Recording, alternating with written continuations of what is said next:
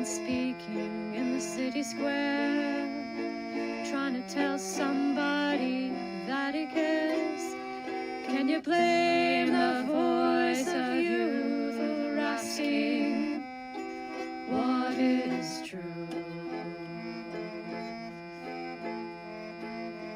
Yeah, the ones that you're calling wild are gonna be the leaders in a little while, when will the lonely voice of youth cry what is true?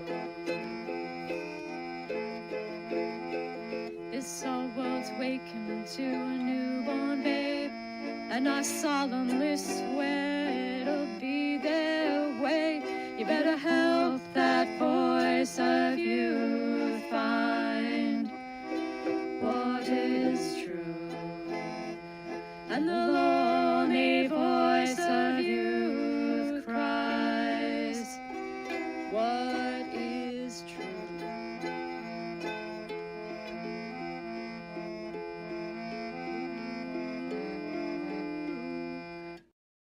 All right, here we are again. Hopefully everyone's ready for what we have this time, and we're ready to jump in and have fun. And look, this is a tricky topic. It's sort of multi-layered. We sort of fought over the wording on how to title this particular live stream. But I think, and I came up with this morning, this eyes to see idea was the right way to frame all this, at least initially. So welcome everybody. We did another drawing thing. Hopefully that eye is decent. I got my little guy up top looking at what he can see of the world, which is not the world. Maybe that's you. Maybe that's me. Maybe that's all the Muppets, set of which we all belong. So yeah, it's been a long week. It seems like a month since the last stream, which was very interesting. But here we are again. So we'll give it a shot. We'll see where this goes. And sort of the way this started was more about exemplification and contrast. But really, that's about eyes to see. And so the question is, how do we talk about this? How do we talk about eyes to see? What's the significance of contrast and exemplification? And as always, we've got our Sampal, big bottle, because it's going to be a long day. We've got a nice junkless bar here, the cinnamon junkless bar. And some idiot let me go to the store by myself, so I bought me some Whoppers, which are very not good for you, and I've been chewing on them all week. And of course, we've got our Bear Claw tea from Table Rock Tea Company. So hopefully that'll get us through this monologue, and then hopefully people will jump in and contribute to the conversation around this topic. So yeah, hopefully everybody had a good week and had time to reflect on the strange comings and goings of last stream. So yeah, we're talking about exemplification and contrast. And then the question to ask is, why the hell are you talking about eyes to see? Contrast and exemplification. What is this? This is about enchantment. It's about complexity. This is to show you the world is much more complex than you think. I think the big problem, the thing that we're not doing, is that people need to start to appreciate the mystery of how they perceive and act in the world, and how others perceive and act in the world, and what that results in. Like, what does that lead to? Where and why are we being drawn?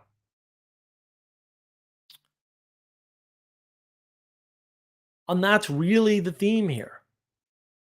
So let's kind of start with contrast. And the thing about contrast is we technically, and in all other ways, we need contrast to see. We can't see without a difference between things. It's the difference between things that allows the physical ability and the spiritual ability uh, to have discernment of things. And so I know I've talked about this before, but it's apropos, particularly to the idea of contrast is, and I don't remember, I mean, I'm sure it was PBS, but I don't remember if it was like Nova or some other PBS show that I saw. And they were talking about this guy who was born without his optic nerve connected. And at some point, I think he was in his 30s, they figured out we can do that surgery. We can reconnect his eyes. And then this man who was born blind will be able to see. And so they did. And they hook up his eyes and they start running a bunch of tests on him, right, to test his vision. And they find out he can't see quite. And they're puzzled by this. They're like, well, the signals are getting through, the brain's responding. His brain looks like a normal brain when it's got visual signals. And, maybe we'll talk him through it, right? Like, this is a line, this is a line moving, this is a line moving diagonal, that sort of thing, right? It doesn't work. And they're like, why? What's going on? We've got diagonal lines, we've got horizontal lines, we've got vertical lines, we've got circles, and he can't see them. And then they kind of notice that he can see things when he looks away from them suddenly. And they're like, what? And then he's able to discern shapes and lines and positions. But when he's looking directly at them, he can't. And the researchers are sort of puzzled by this until, of course, they, in their infinite wisdom, actually go look at how people see. And it just turns out, and this is apparently a discovery because no one ever bothered to look. And you got to remember, science is divided into disciplines. So the people that do surgeries don't necessarily read about how eyes work functionally. Externally, they read about the internal. The internal is a nerve, and the nerve goes back to the brain, and it comes from the back of the eye, right? And all this stuff. Your fovea, that middle part of your eye, actually moves all the time. Hundreds of times a second or something crazy. That's how we see. We see from the movement of the center of our eyes. And that's not the only way we see, but it's the primary way that we think of sight, modern sight. So we actually don't see static items when items are static. And oddly enough, had they talked to another discipline, they would have known this because it turns out that it was in the literature all along. Right? When you look at something, the initial flash of the image, there's a big flash of brain registration, and then it shrinks, like a very small registration. And then it only comes back when there's motion in the thing you're viewing. And of course, the people doing that research knew about this. The people doing surgery and other things had no idea, and different interpretations, right? Like it's easy to say, oh, well, that's because your brain on initial contact has a burst because there's a lot of new information. Fair enough. That's exactly what's happening. Um, but what that actually means is that after you take in the initial conditions, you filter them out. And that's actually what's happening. Like they've since sort of nailed that down. Of course, the initial findings didn't show that. So what they had to do with this poor guy was teach him to move his eyes really fast. And I don't remember the details of how they did that or if it was even in that particular show. But they did that, and then he was able to see. Now, he never had super high resolution vision. Obviously, reconnecting an optic nerve, even today, really kind of beyond what we can actually do. We can get pretty close. And, some vision's better than zero. So that's great. And some training on movement is better than none, but it's probably not ideal. And maybe it got better over time. Whatever. We don't know how well people can learn and different conditions, all that stuff. But just appreciating the fact that the only way you really see stuff is through motion is sort of amazing. And it turns out, of course, I mean, this goes deeper, right? We have two systems of registration in our brain. Like our brain actually has two speeds that it works at. Uh, Daniel Kahneman talks about this in his book Thinking Fast and Slow. Excellent book, but I only read about half. I got bored because a lot of it's dry and boring and repetitive. But Kahneman's still a genius, and the book is great. Your lizard brain senses motion with no detail or very little detail. And until I found out about the lizard brain, and it was Dr. Ramachandran, who's a famous, I think he's a neuroscientist or whatever, neurosurgeon, in fact, if I remember correctly. He moved from Boston over to the left coast, unfortunately, and oh well. But he was pointing out, yeah, you react to motion in much less time than it takes you to recognize objects. In other words, the objective world is less important to your visual systems and your mental processing systems than motion. Motion's more important because motion keeps you alive, right? It's that negative signal of motion, whoa, right? And we know this, right? If somebody flicks their hand at you, you instinctively move, even on screen. Not all the time, but like you have a response. If you pay attention, you'll see that response or sense it every time. And that's important to know because you don't know anything about your perception. Did you know that? I don't even think of it that often. And I know about it. How do I know it? Well, I know about it sort of propositionally at the end of the day. But it's kind of a mystery how we see. And this is part of the problem, right? Papers about theories about how the world works or how vision works or how we can see. Oh, yeah, look, if you're a neuroscientist or a neurosurgeon, rather, the way we see is wrapped up in our nerves and nerve signals and connection to the brain. But maybe if you're an ophthalmologist, the way we see is completely different.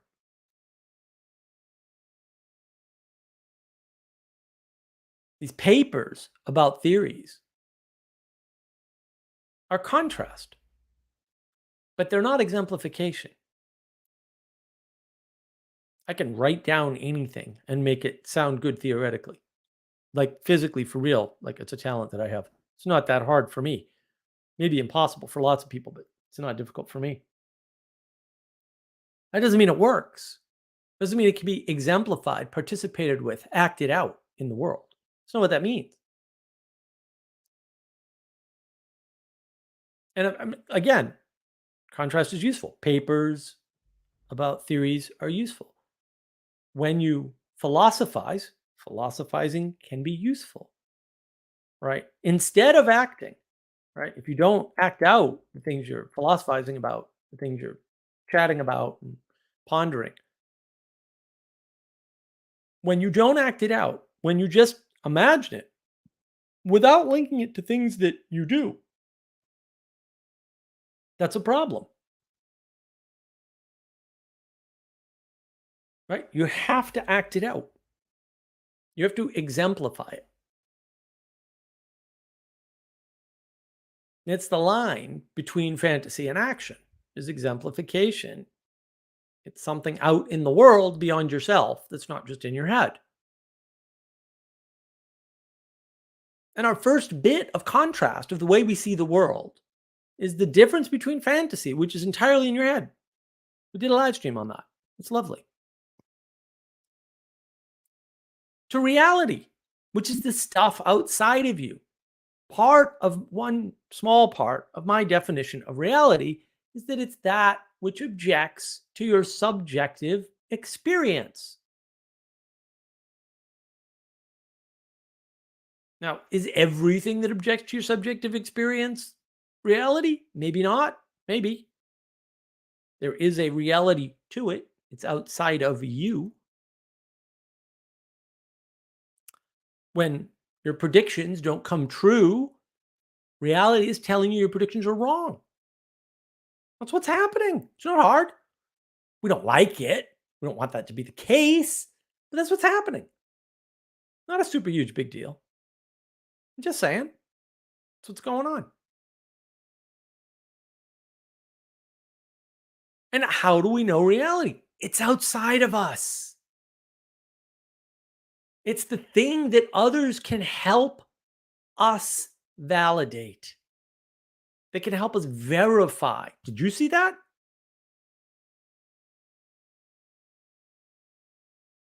It exists independent of our mind, of our imagination, of the imaginal world inside our head. It's outside of the fantasy. And you may ask, how do we find the edges of reality? However, you want to define reality.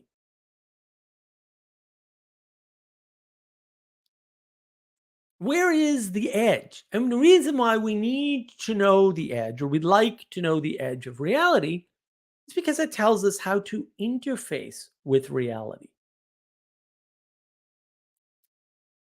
How do we interface with potential to make it manifest? Manifest potential is what becomes reality. There's an easy model. Doesn't solve any problems.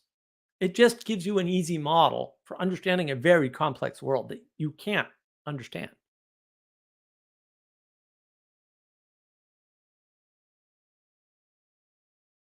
And the answer is your imaginal, your fantasy world.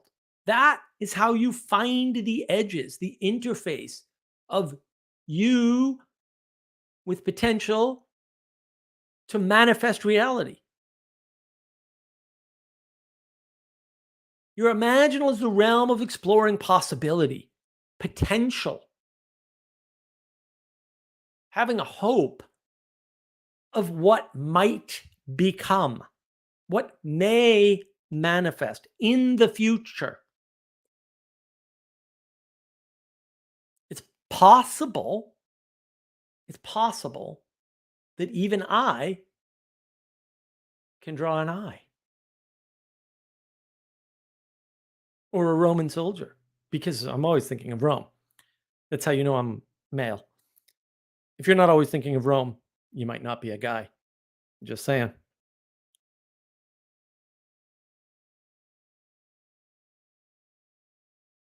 And this is important, knowing what might become, right? Where we could go and what we need to give up to get there. What would we have and what would we not have? The idea that we can have everything we have now and change is ridiculous. It's absurd. It's insane. You're a crazy person. You don't even want to be the person you are now. Otherwise, you'd be depressed. You'd have no aspirations. You'd fall into nihilism.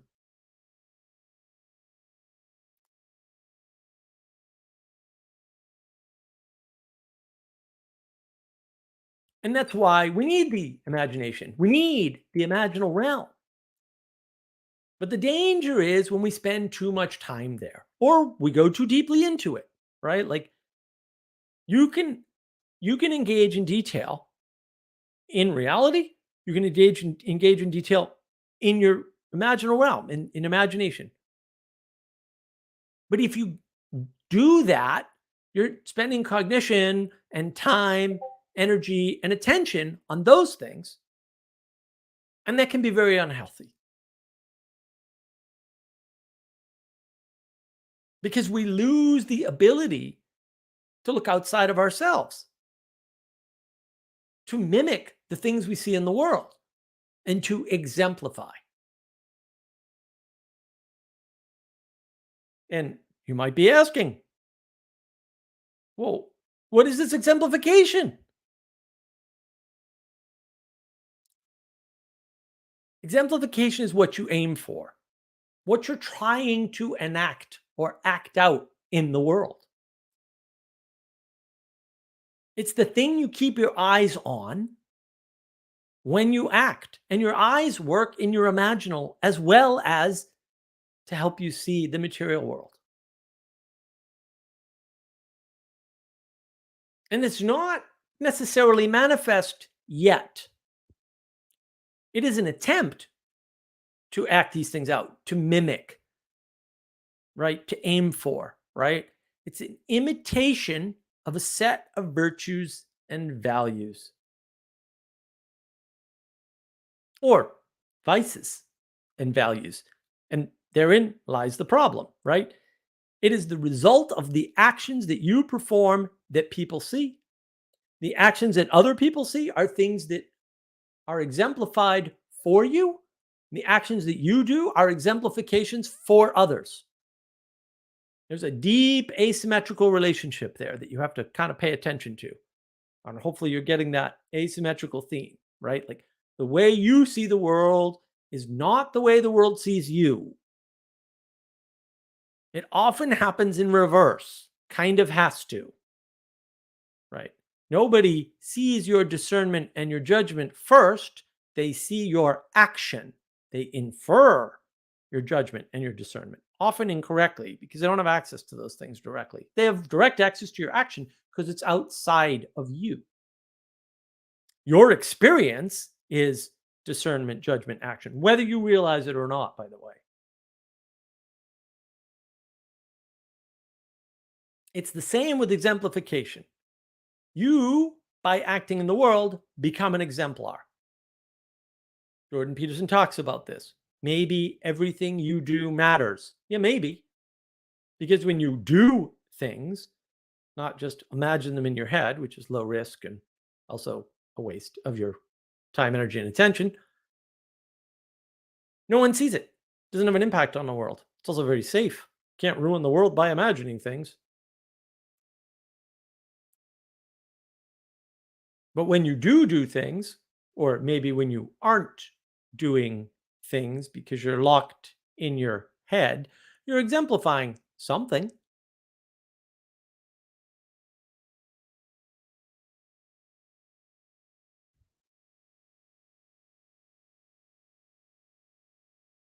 And the exemplification is the result of the actions that you perform that people see, that exist outside of you.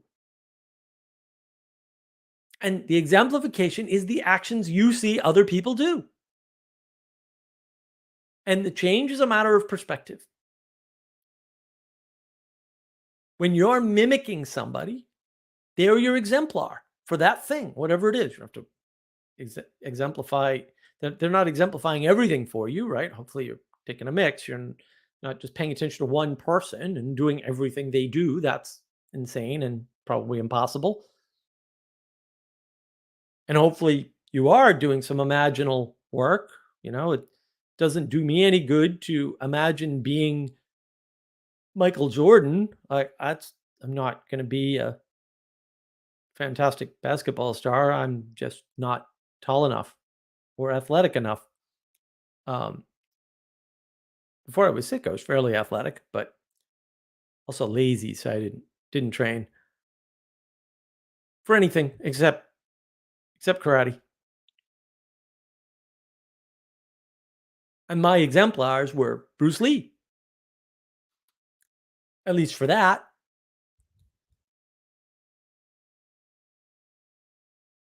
And that's important. It's important to know who your exemplars are. Like, what is it that you're following? What patterns? Because you're following patterns, whether you realize it or not. The world's way, you only see a small part. The world's way bigger than you are.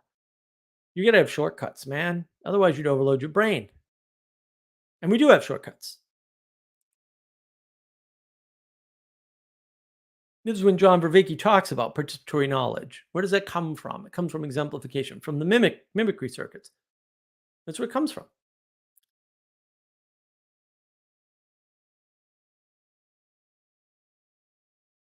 And look, can you follow an example or an outline, or can you try to mimic something that's merely propositional? Sure.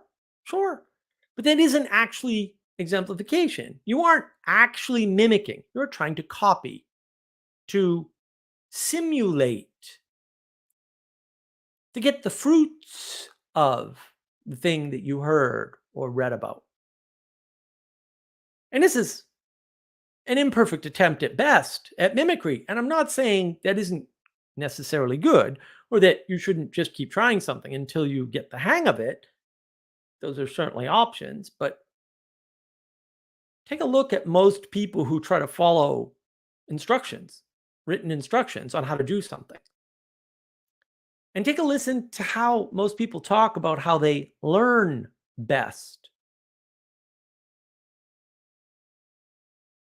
I've met precious few people, if anyone, who ever said, I learn best by reading the instructions. And that's not to say don't read the instructions. I read the instructions. It's very helpful. Puts me way ahead of everybody else. It's a jump in the right direction. But if somebody does something on a keyboard in front of me, that's amazing. Like most of my best computer learning, in fact, all of my best computer learning was at the GNU Labs, watching these guys pound away at the keyboard. I remember one day I realized, a lot of people don't know this, but when you're using a Unix operating system, Linux will do, but in the early days of Unix even, the tab key does this thing called completion. So you type the first two letters of the command, and if that's unique enough, you hit tab and it fills it in. And I was watching these guys, and they all type pretty fast because they're on the computer all day long and had these beautiful $30,000 workstations to play with. And they could type pretty quick. I could type almost as fast as they could. Every once in a while they'd hit tab, I wouldn't see it because they're typing pretty quick anyway. And I'm not watching the keyboard, right? I'm watching what's on the screen. The screen would jump, and I'm like, I don't know what that is. Till I figured out, oh, they're hitting the tab key. Why does that work? Oh. And now usually I teach people tab completion all the time. Now they're like, wow. I'm like, yeah. Now you won't mistype things as often. Forget about the speed. Like, you're just going to make fewer typos. Say if you're running a Unix machine and you're on the command line, just hit tab, do tab completion. Very handy stuff. Hit tab twice, it'll show you all the options. I didn't learn that from a book. I'm not saying it wasn't in the book. I'm not saying it wasn't in the manual. I'm not even saying I didn't read about it. Sure, I read about it. It's not how I learned it. Knowing about it after I've learned it, knowing the propositional end of how it works, why it works, what it does, all the features it has. That's fantastic on the propositional side. And that's good for teaching your brain, oh, here's a feature, but here's all the things, all the ways you can use the feature propositionally, because that trains your imagination to spread out and explore. Propositions are very handy things. Just that they're not the first thing, and they're not the thing you should be relying on. And it's that relying on part that everybody gets wrong in the materialist world of today. Propositions are a simulation. They're not mimicry. They're a copy. And copies degrade. Propositions degrade. That's what they do. They don't have a choice. It's not up to them. It's just a function of a proposition. You fit something into a proposition, you've degraded it. It's not a bad thing. It's good to keep in mind. We learn by doing. We learn by watching. There are things you have seen that you are acting out that you have no idea about. This is why the whole joke about becoming your parents resonates. Because we do. You've seen it. Or you might have seen the opposite, where people refuse to do anything like their parents. But that's still a mimicry. You're mimicking in reverse. You're saying, I'm going to avoid all these things. I've got this pattern. I've got this exemplification. I'm just going to never do any of that. You're still bound by it. You're still submitting yourself to it, whether you realize it or not. You didn't have much choice, and you don't. That's too bad. Join the club with everybody else. You're not special.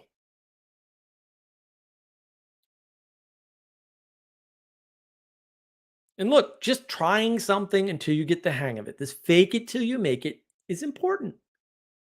And can you do that with pure propositions? Maybe. And maybe that's good enough.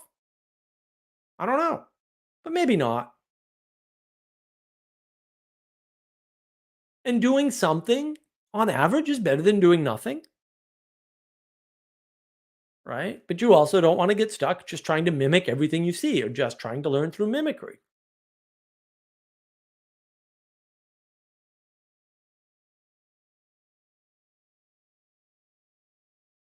And it's only certain circumstances where doing nothing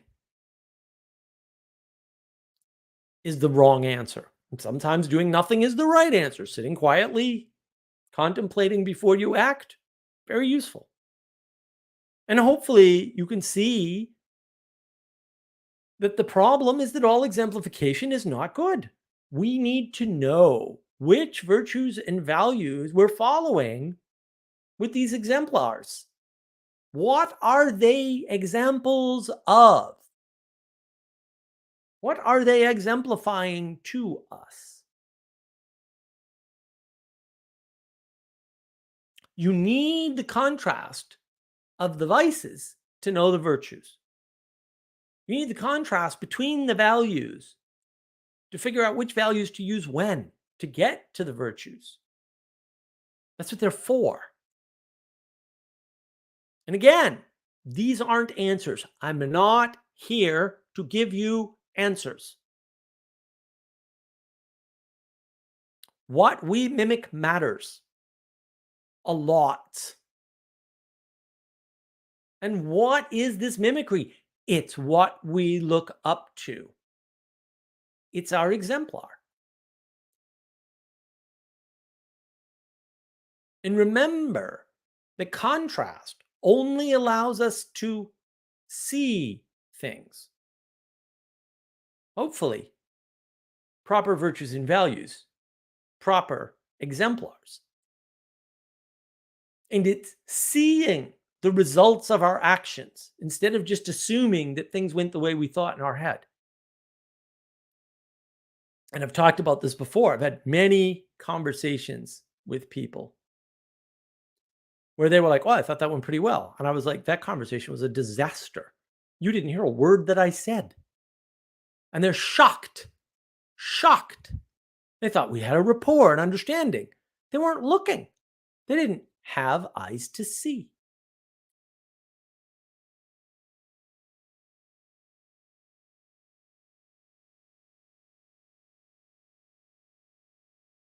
And that's why we need to look at our past events. We need to look back. This is why journaling is useful. Oh, I thought this was going to happen. And then here I am a year later, and none of that happened. Huh. That's good to know. Because how else are you supposed to adjust your imagination, your imaginal world? How are you supposed to know the difference between fantasy and reality if you're not every once in a while going back and saying, here was my fantasy, and here's what actually happened? Yeah, it doesn't do you that much good going forward in that moment, but hopefully you learn to adjust. That's how you find the edges of fantasy and reality, right? And then you go, okay, right? And hopefully other people will tell you, no, you did this wrong. No, I said X, Y, and Z, and you did the exact opposite, Sally Joe. Not that that ever happens. It's good to hear that. And can you hear it? Do you have ears to hear? Because most people, when I do that, they don't have any idea. I had a conversation the other day with somebody, and they were clearly not understanding what I was saying. They were insistent that the formula I was using was wrong. And I said, what definition of this word are you using? They didn't have one. They could not define it. I'm like, all right, well, I get it. But if you can't define the word, why do you think these two words are in wrong relationship with one another if you don't have a definition for at least one of them?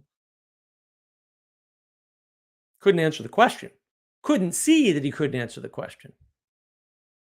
Stunning. There are a lot of people like that. You're probably like that, at least about some things. That's good to know. You got some work ahead of you, Muppet.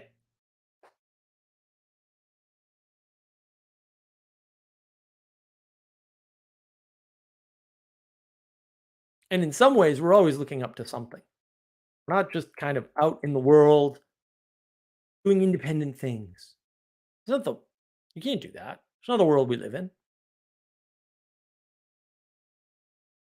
And again, this is not some perfect solution to a set of problems. Exemplification of a single success can spawn a ton of failures. Oh, I know what Elon Musk did. I'm going to do what he did. Really? You can see what Elon Musk did clearly. The number of people, especially young people, I say, "Oh, maybe you're smarter than Elon Musk. That's fine. Do you sleep on your desk at work?" And they're like, "Well, no." I'm like, "Well, why do you expect to be anywhere near as successful as he is if you can't do that part?" Because they just leave out the parts they don't like. Like, "Oh, he's just smart." Really? He doesn't even say that. You think he says that.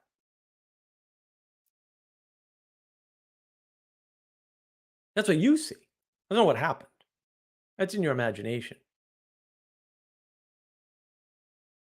And people can try to exemplify, say what they think some president did or how somebody got famous or, "Oh yeah, I know what he did. He did this and that." It's like, really? You're only seeing a small part of it. You're not seeing it from their perspective because you're not them. And I have videos on this, right? Talk about Elon Musk and money and some of the Jordan Peterson stuff. And there's some there.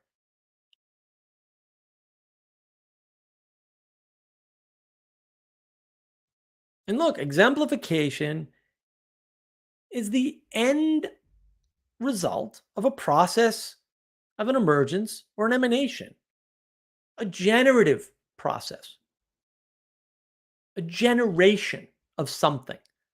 And the key here is generation. What am I generating? What will people see? We rarely ever think about what do our actions look like to others. And the problem is our actions don't look the same to, say, a man and a woman. Dun dun dun. They're not the same, by the way. And just in case. I mean, if you think they are, click off. Don't watch my channel, please. Really. Just what about a 3-year-old and a 30-year-old and a 60-year-old? They're not going to see your actions the same way. What about somebody who knows you and somebody who doesn't? What if you're really sarcastic? The person who doesn't know that you're really sarcastic may not see it that way. They may think you're being mean.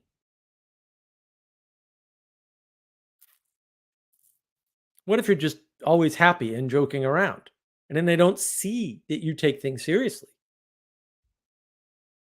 Did you consider that? You know what you mean and how you felt and how you expect things to be interpreted. But not everybody else does. And some of the people watching you, and you never know which, will mimic what they see, not what you do. They cannot see all of what you do, right? But they'll mimic what they see you do. And you do that too. You see Elon Musk as this really smart person who gets money and makes money by being brilliant and rolling up his sleeves and diving in. And look, he writes about some of his stuff, and that ain't it. Read one of Warren Buffett's letters a while back. He basically said, "Yeah, I got into this stupid fight with the owner of Berkshire Hathaway, which was a textile company, by the way, and over something like a 1 or 3 cent difference in stock price. And so he got pissed off and launched a fight against the owner and took over the company. That's why it's called Berkshire Hathaway." And he said in the letter, "I should have taken the loss and invested it all in Geico," which was, I believe, his other purchase, instead, because I would have made more money. So if you looked at Warren Buffett and said, "Oh, he took over this company and he did it out of spite," and it was a bad idea. Now, it worked out for him anyway. I don't know how or why. he never kind of explains where he got the money to buy all the stock, to have enough stock to take over Berkshire Hathaway, by the way, but we'll leave that out of the story because he does. You didn't see him. You didn't see his investments. You don't understand what he does. That's your view of those people. And people have that broken view of you.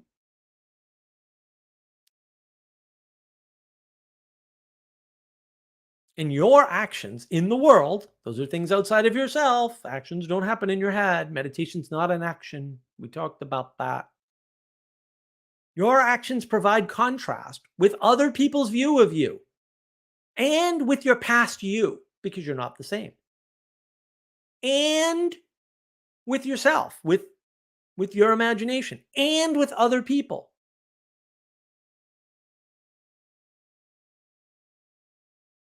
And with the world, with nature, with what's around you. Right?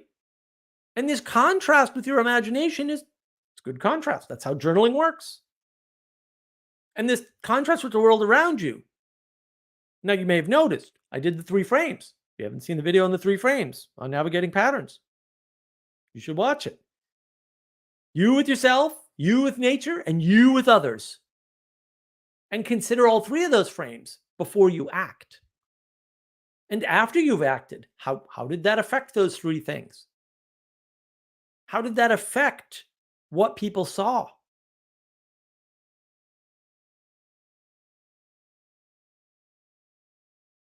How many times has somebody done something absolutely horrible, like legitimately, like uncalled for, and then somebody else walks into the room and you're yelling at them? And they're like, whoa, what's going on, man? Well, they don't have the context, right? They don't have the history. They don't know. They think you're being mean. And maybe you are. Maybe this perceived slight was a perceived slight and not a real one. Maybe you misinterpreted what they said. That happens too. Happens on both sides. We only consider one side.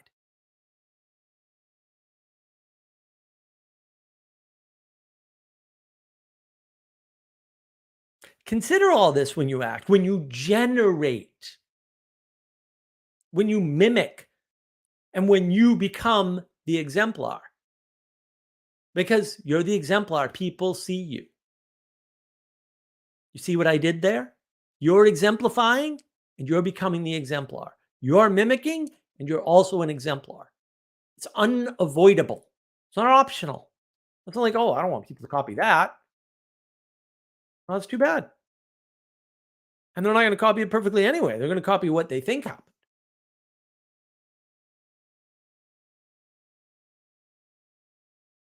And that means that the thing that you have to consider the most is the following. When you act, people see that. If people don't see you acting, they see the result of it. And that is the most important thing to consider. It's all 3 frames: before you act, when you act, and after you have acted. Your actions or lack thereof have an impact. If somebody's excited to see you and you ask you how your day is and you don't take the action of responding to them, that's a powerful signal. Not a recommended one. If you don't answer their question, but you say something else, which happens to me all the time. I ask people a question and they talk about something else entirely, and then I'm lost. It's an important signal. They're not paying attention to you. And maybe you have to adjust to that. Like, you're not going to make them, right? So, oh, they're lost. They're off somewhere else. They're not here with me. I better go there with them or meet them halfway or something. And it's not one answer. It's not always meet them halfway. It's not always stand your ground. And it's not always go where they are. That sucks. Not here to give you answers. I'm here to point out where the real problems are and give you very simple models for understanding how to deal with them, so that you can put your cognitive effort in the right place. Waiting for the government to fix your relationship with your significant other is not a good strategy in life. And people are doing that, paying attention to the government and what they're doing rather than your significant other. Also, not a good strategy in life.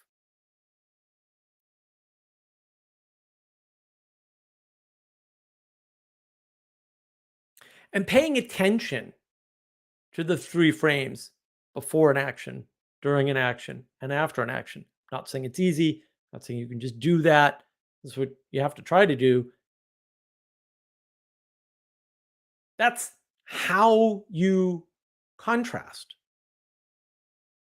That's how you get to enact your thoughts properly with respect to reality, by observing your prediction, by observing how you're implementing it in the moment, by observing the outcome. Then you can adjust them.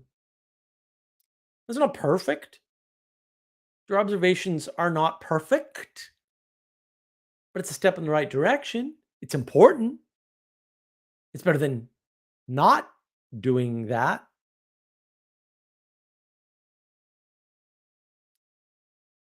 So, to wrap this up, first step in changing, in becoming better. And remember, the perfect is the enemy of the better, and it crushes confidence. But that first step is to realize knowledge isn't something you have. Or even if you could have it, it wouldn't be enough. You can't have enough knowledge. It's not possible. We need to know that we don't know enough, that we cannot know enough. So we shouldn't pursue that as a solution, but also that we don't need to. Bad news, you can't know enough. Good news, you don't need to. Hey, burden lifted. And that, my friends, is the process of getting eyes to see. Don't know yourself. None of this know thyself.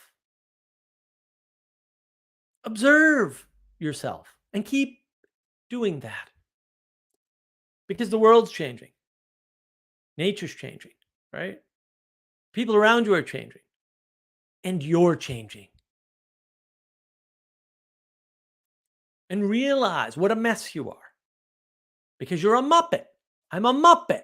We're all Muppets. Cut all the Muppets a little slack, including yourself. And perhaps that'll make you more humble. And that will open the space for you to be better. Better to yourself, better to nature, and better to others.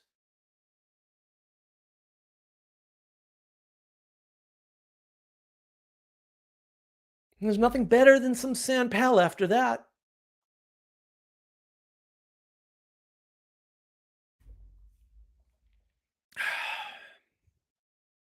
Hopefully my rather last minute little rant here was helpful.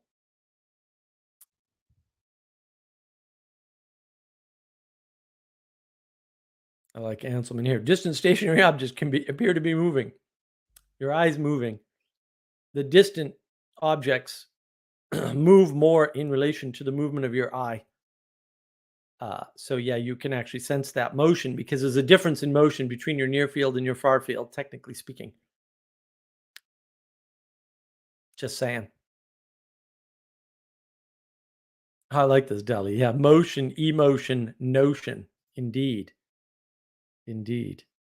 That's a nice set of observations there for sure.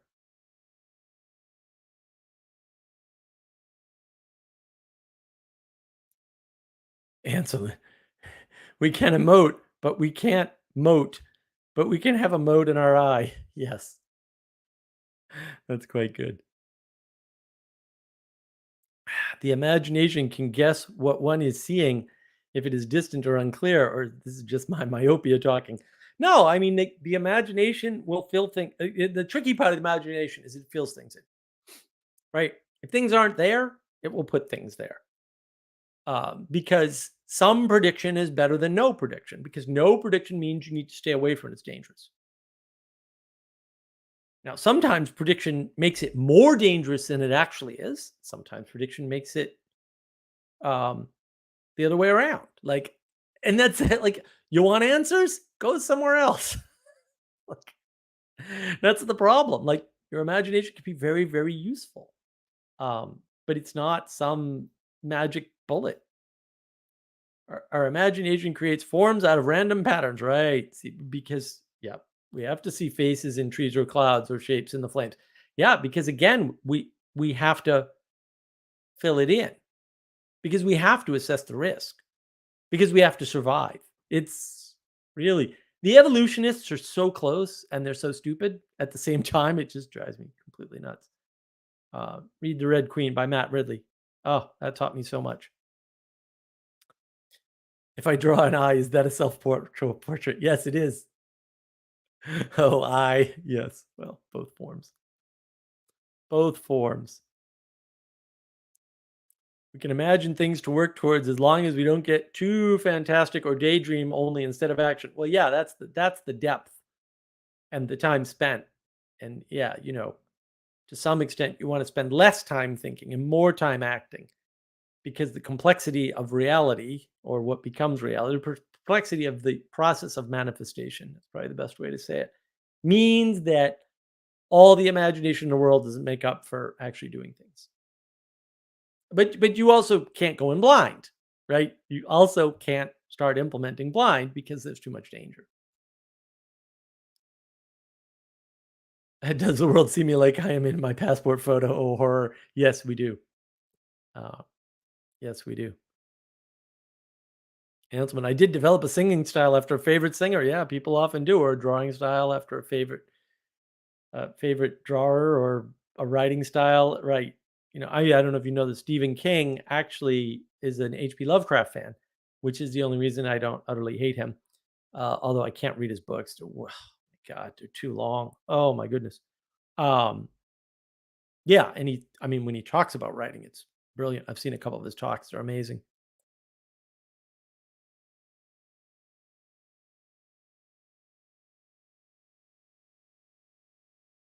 Benjamin Franklin. There's an African tribe that thinks a camera steal your soul. Almost all native peoples, dude, throughout the world on every continent.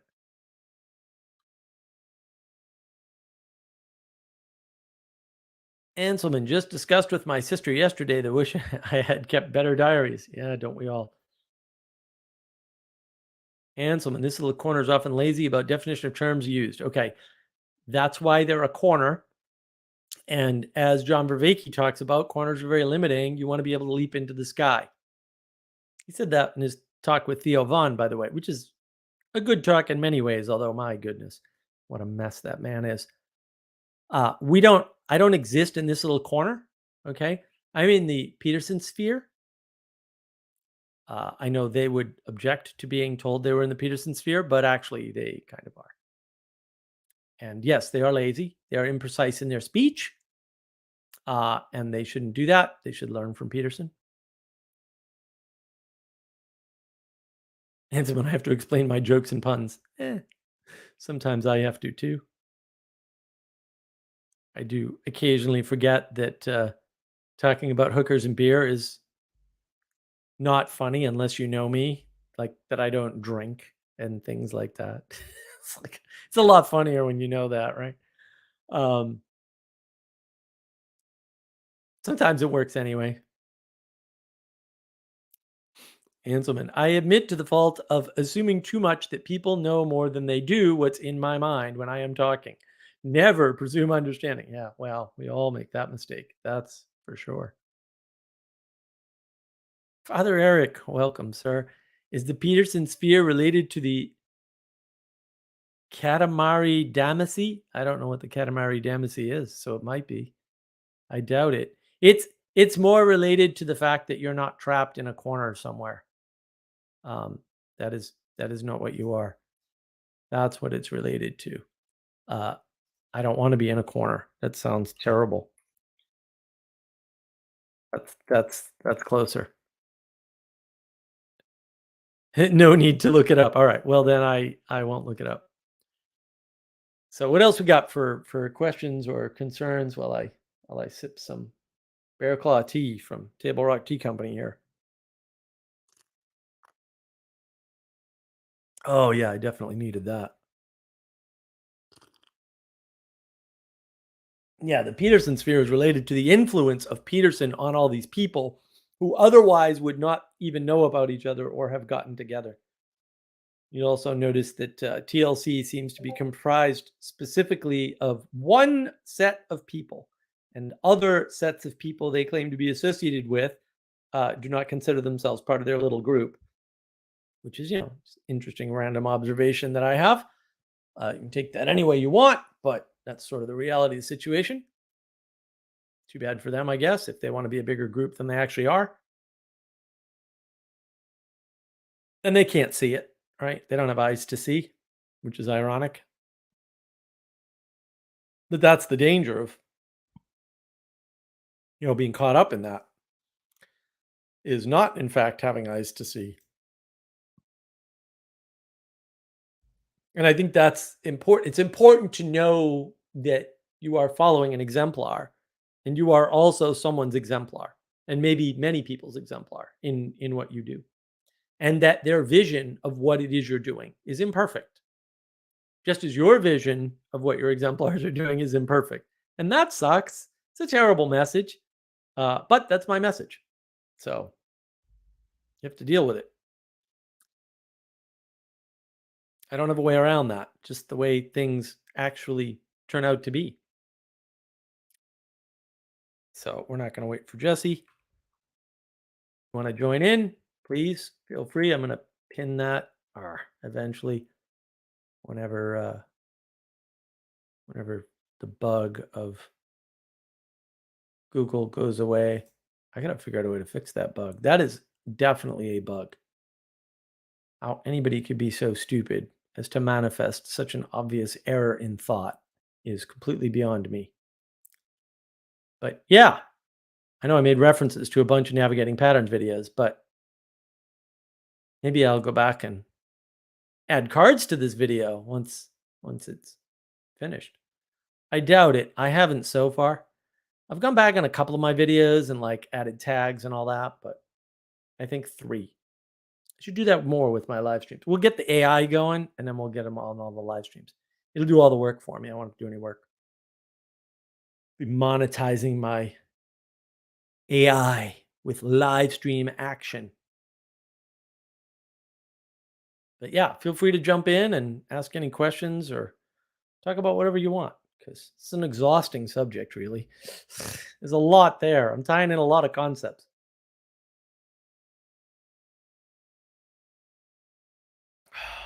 I just felt like, that's been reasonably successful. We'll see if we get feedback on this, how successful this one was. Tying things together is hard.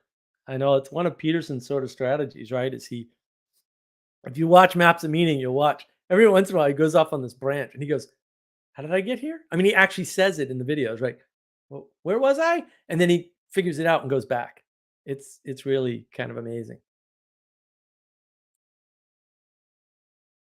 There we go. Now I get to pin the link on navigating patterns. Just Googling Katamari Damacy. What are you finding out, Anselman? Are you discovering the secrets of the Katamari Damacy, whatever that may refer to? I can't even imagine what such a silly set of words actually refers to. Because it's just one of those things. It's like, what? What is it embodying? What is it exemplifying?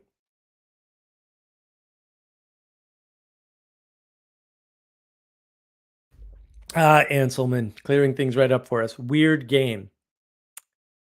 Yeah, that cleared it right up. Thanks. Thanks, Anselman. Very helpful.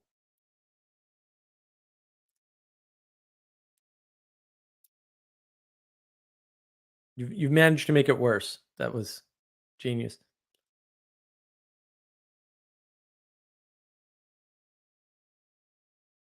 Father Eric. It sounded like a fun game, but then I watched some gameplay. I was like, holy mackerel, that's odd. A lot of things end up being like that. You kind of think that you can, oh, you can just play any game you want. No, most games don't work. Most conceptions of most games don't work. One of the things I'm actually known for amongst my cousins is being able to make up games for them to play on the fly, because all my cousins pretty much are younger than me. And so I babysat some of them at some point, and we used to make up games. And, some of them were the typical lava floor game or whatever. We had a shark game. We had various games, but I'd just make up games on the fly. Not everybody can do that. I almost built some board games. In fact, I have a design somewhere for a board game that my uncle and I worked out. Looked pretty cool. Sort of like an advanced version of Monopoly. Because we really like Monopoly and Easy Money. If you've never played Easy Money is the best game ever. It's better than Monopoly. Yeah, this game was like Monopoly, only it afforded more strategies because we had 2 other features in the game, uh, like a fast track and a neutral track. And I thought that would have been fun. Maybe someday I'll build that game. There's ways to build board games now where you just kind of plug things in and they do all the magic math and whatnot. Sort of take some of the fun out of it, but also I could get that game built. We built it. We'd gone down from Lowell to New Jersey for my aunt's surprise birthday party, and we were laying low in New Jersey the day before the party, so we didn't get spotted. And then we came up with this board game. We're like, yeah, let's work on a board game. We'll see if we can get this built. So maybe we'll get it done someday. Paintball for Jesus. Yeah, well, it's a nice theory, but yeah. We did paintball for Jesus, and Grim didn't like it. It's only paintball for Jesus if he does it, I guess. If other people do it and he's not there, then I guess it's something else. And then his description doesn't match any of that. So there's that. Everyone's got their pet solution that worked for them that they think will work for everybody else. You'll see that pattern a lot. People go, this is what saved me from whatever it saved them from. And then we just need more of this. It's like, really? Oh, meditation saved me. Even if they're correct, it doesn't mean anybody else can do it. And by the way, no one's commented on my eye, so I have no idea if it's any good. Just saying, where's the love? Where's the love? Is the eye good? Is the eye terrible? What's going on? I mean, trying to draw stuff for you guys and no appreciation.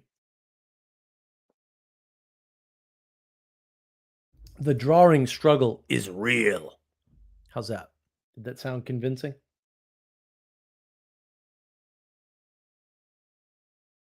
Oh, goodness. There's not enough tea in the world to help me through this stream.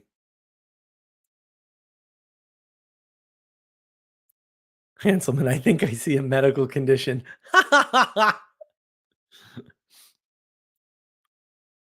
Wrong. What's wrong with your eye? There we go. What's wrong with yours?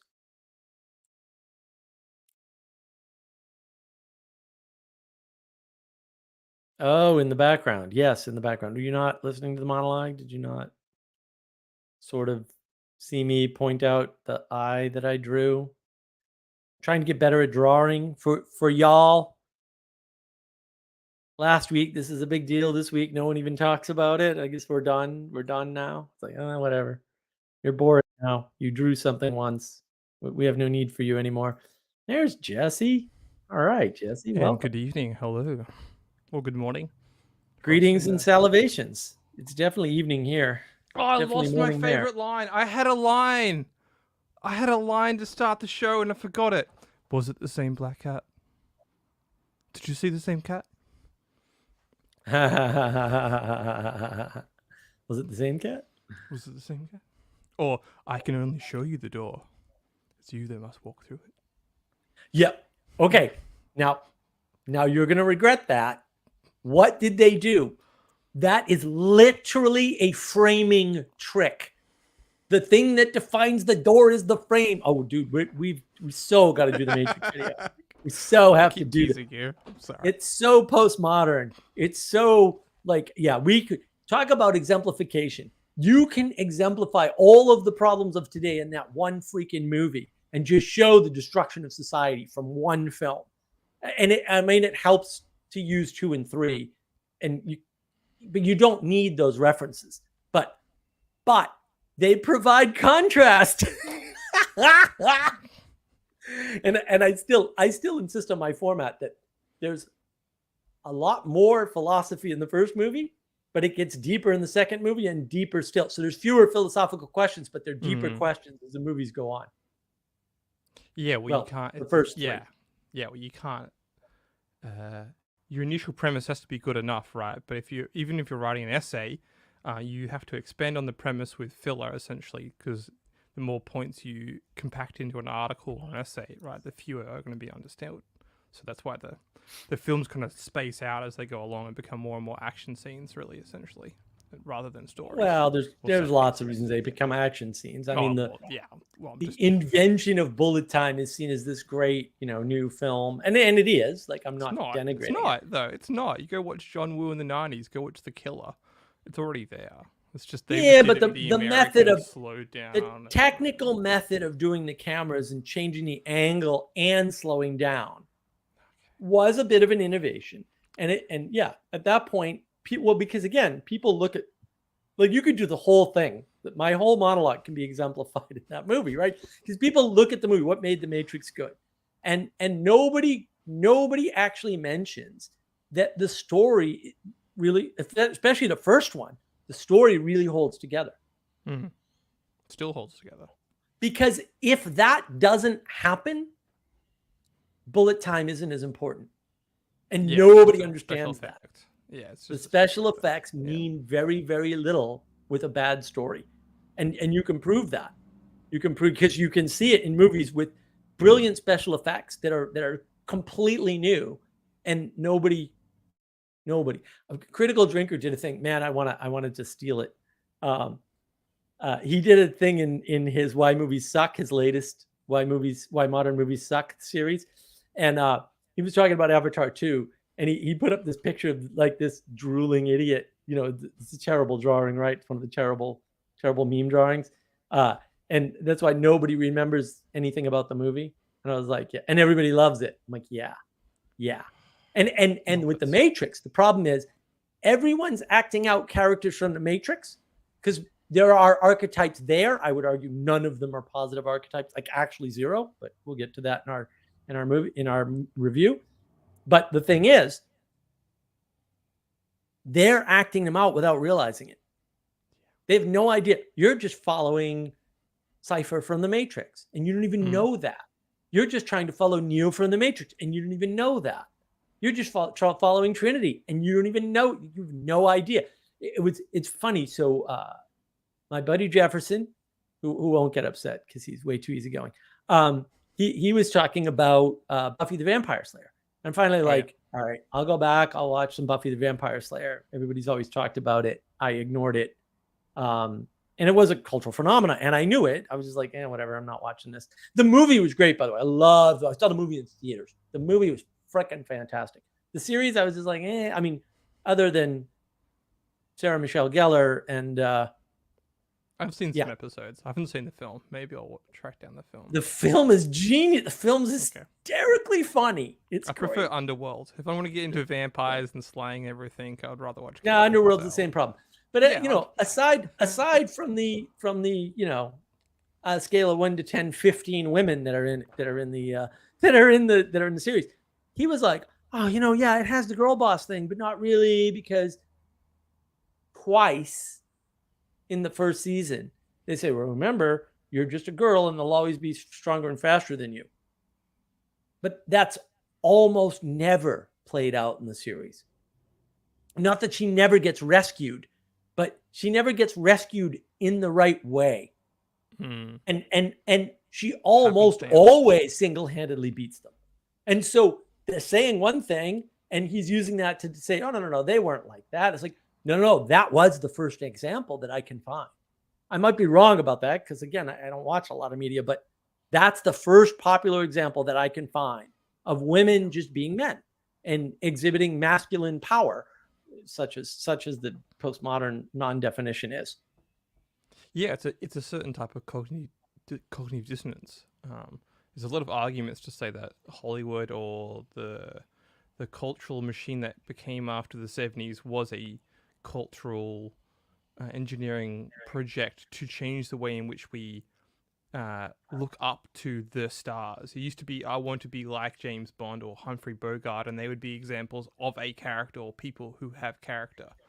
And then there's this slow change to essentially superhero culture.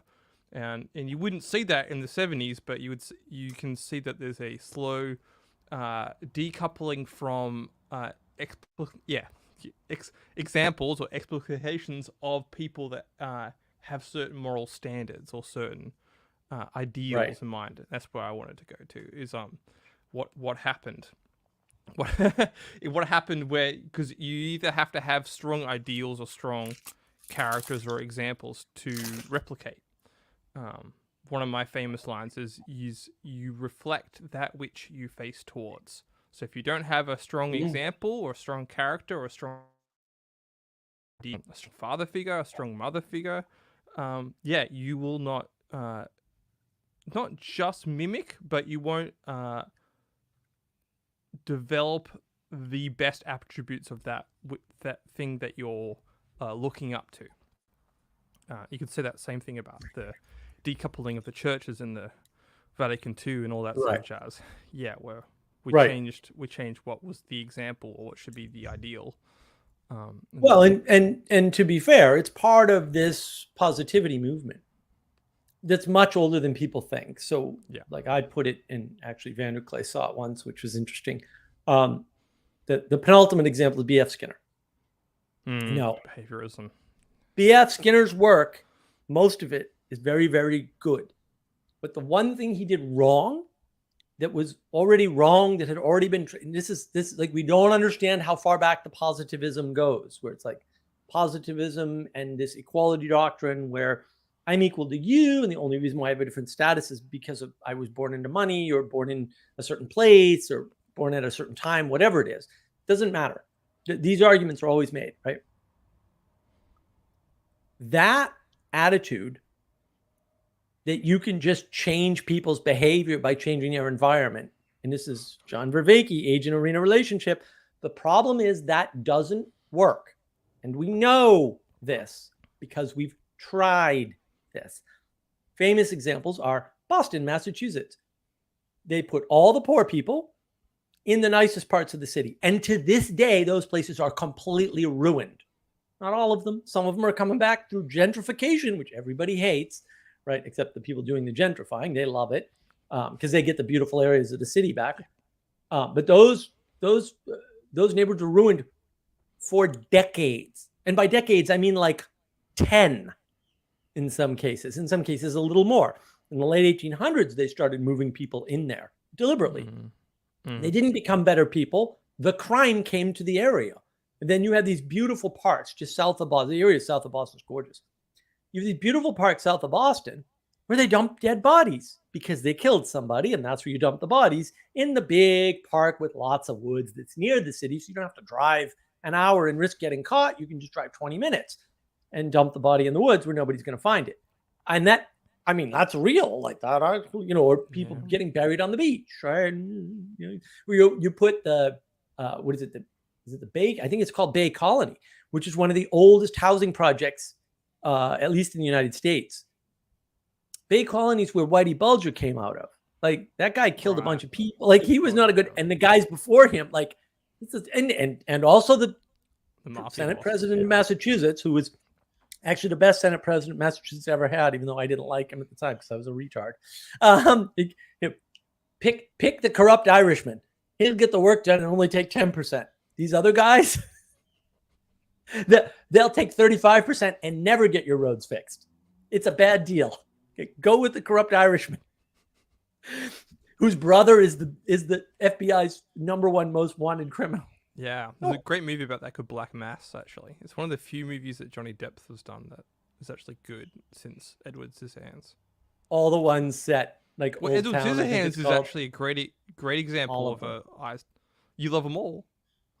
No, all the ones, all the mob movies set in Boston are actually about Whitey Bulger. And I haven't seen it. Damn, I gotta fix this.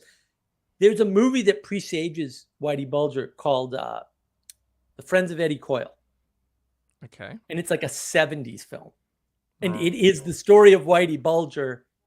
And it's the story of the guy that did what Whitey Bulger did exactly in exactly the same area, Winter Hill. I used to live one hill over from Winter Hill, actually, in Somerville, before he did it.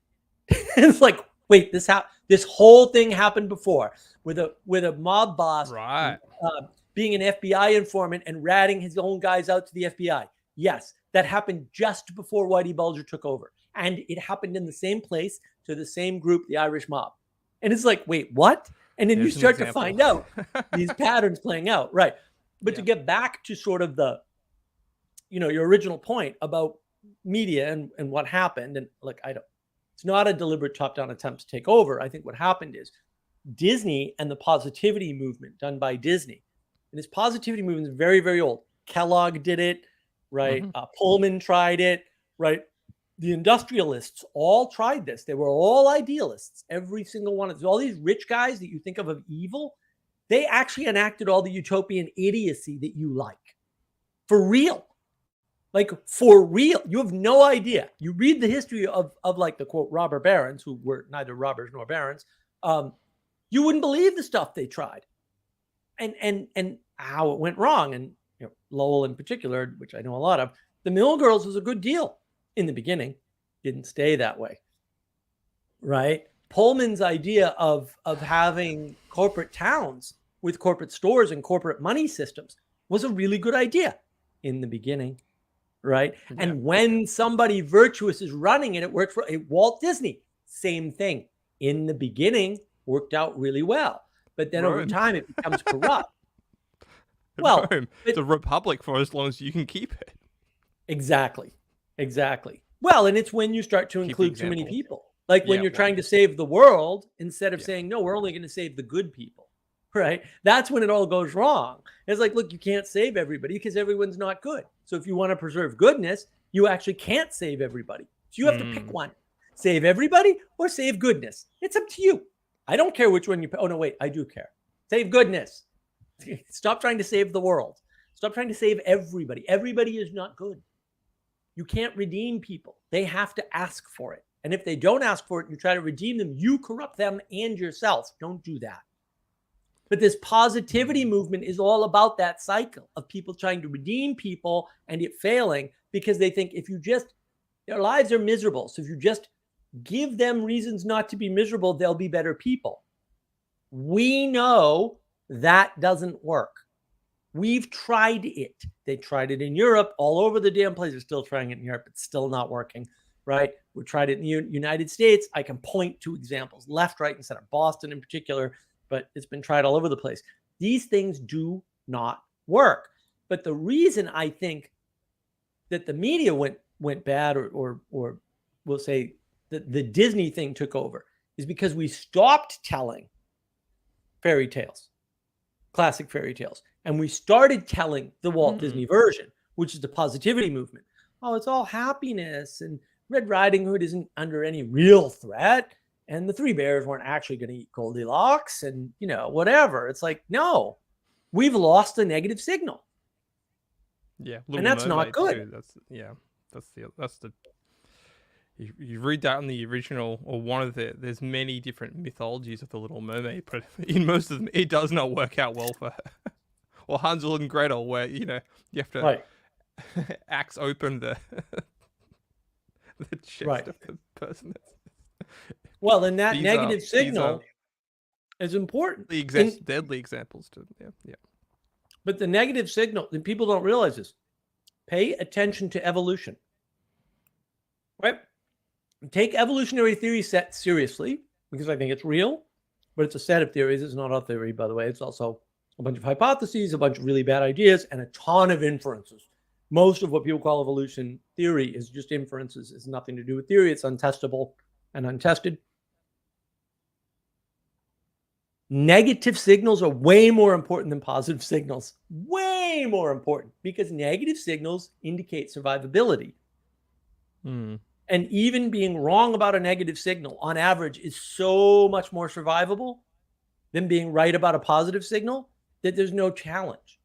And this is what annoys me. Get a freaking computer and program in evolution. You write it in BASIC. It's not that hard. I've done it. I've done it multiple times. Not that hard. And you can watch and you can tweak the stupid numbers and for positive and negative rewards. And you can set those positive and negative rewards for whatever you want. I'm not giving you a standard to set for positive and negative. It doesn't matter what standard you set. And you'll learn real quick why things are the way they are in the world. It'll unfold in your simulation in seconds. And you'll be like, oh, well, that didn't happen the way I thought it would. No, it didn't. And you'll figure out, oh, the best thing to do is to give high negative signal sensitivity. You don't need to give a lot of negative signals. False positives on positive signals are way, way better. Way better. Yeah, you can even appeal to experience.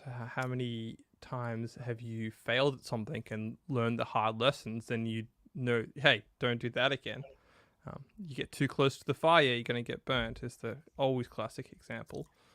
Right. Or you get too adventurous with your fire building or throwing sticks in the fire. You do it at the beach and you don't realize, hey, the sand around the fire at the beach is just as hot as the fire in the beach. You learn that. I learned that example real hard. Had to go stick my hand in the water for like. I'm there like try to lean in to put this log in, and then my leaning in arm touched the hot sand near the fire. Yeah. And so I had to go stand in the water for like 20 minutes just holding my hand while there was seas. Everyone's, you're okay over there? I'm like, yeah, it's just this. Well, we don't realize. You learn. Yeah, Nassim Taleb talks about this. A lot of the success you see that you try to emulate was accidental one-time success. Guy just got lucky. He wasn't smart. He didn't know what he was doing. The things he did, and maybe he reported them accurately and you saw them accurately, they didn't work. He got lucky because luck happens. And we don't account for luck at all. We tend to think everything's either positive or negative. That's such bullshit. It's hard to imagine that people are still there, and they're still there. I see it all the time on Twitter and Facebook and Instagram and TikTok. And like I see it everywhere. I see it in the movies, right? Contrast dichotomies. The Matrix is full of, it's either A or B. It's like, really? Yeah. That's the world you're living in. It's either A or B. Moving to love or fear. And you just, Donnie Darko example. Yeah. Oh, yeah. Oh, I got to rewatch Donnie Darko. You can't watch only that the director's enough. cut. Only director's cut. Don't watch the original cut. Yeah, but you can't watch that movie enough to understand it. It's not possible to understand that film. It's like impossible. The director's cut is just a better ride. It's a better representation of the ideas that are being suggested in the film. My brilliant friend was like, you have to watch this movie, but you can't watch it without me because you won't understand any of it. And he actually made me watch it with him and not alone. Yeah. And I still didn't understand it. I was like, what? Because he kept stopping it and explaining parts. And I was like, huh? I don't, like, really? It was really hard to understand. It is quite a symbolic film. And you really only begin to penetrate it, to use a bad word, or to see the patterns and the symbols and the links between different topics in that film. Well, it's super layered. Like, it's 3 layers of abstraction. And it's like, I can't track 3 layers of abstraction. I can track 2. I can't track 3. Like, who can track 3? Yeah. Well, the weirdest thing about that film too is all the music programming that's going on in that film. It's like it has all these nostalgia references that if you're I guess not sensitive to a certain pattern, so which is what I'm trying to draw out here, you won't detect it. You won't be like, hey, a second, they put that song there with this sequence, and like this triggered an emotional effect in me. Right. And if you're just in the first time you're watching it, you won't realize, hey, you've been played there, or a magic trick has been performed on you. So, well, to do a 3-layer, to do three levels of abstraction, you need something like 9+ layers, right? So you'd have to have the music and the pattern and the positioning of the people, right? And the story, right? And the resonance of the story all stacked up, right? Like there's all these things stacking up. And it really is brilliant. Another brilliant film was Memento for that, right? Because it's, on the other hand, it's a trick, right? Because all he does is film it one way and reverse the film. And I'm like, oh, that's a brilliant way to break your frame without having to go through all the trouble of, I can't even imagine how the hell they filmed Johnny Darko. I can't even imagine how, because it's the actors can't have actually been all that good at understanding what the hell they were acting out at the time to get that correct. You know what I mean? Like it had to rely heavily on the direction for sure.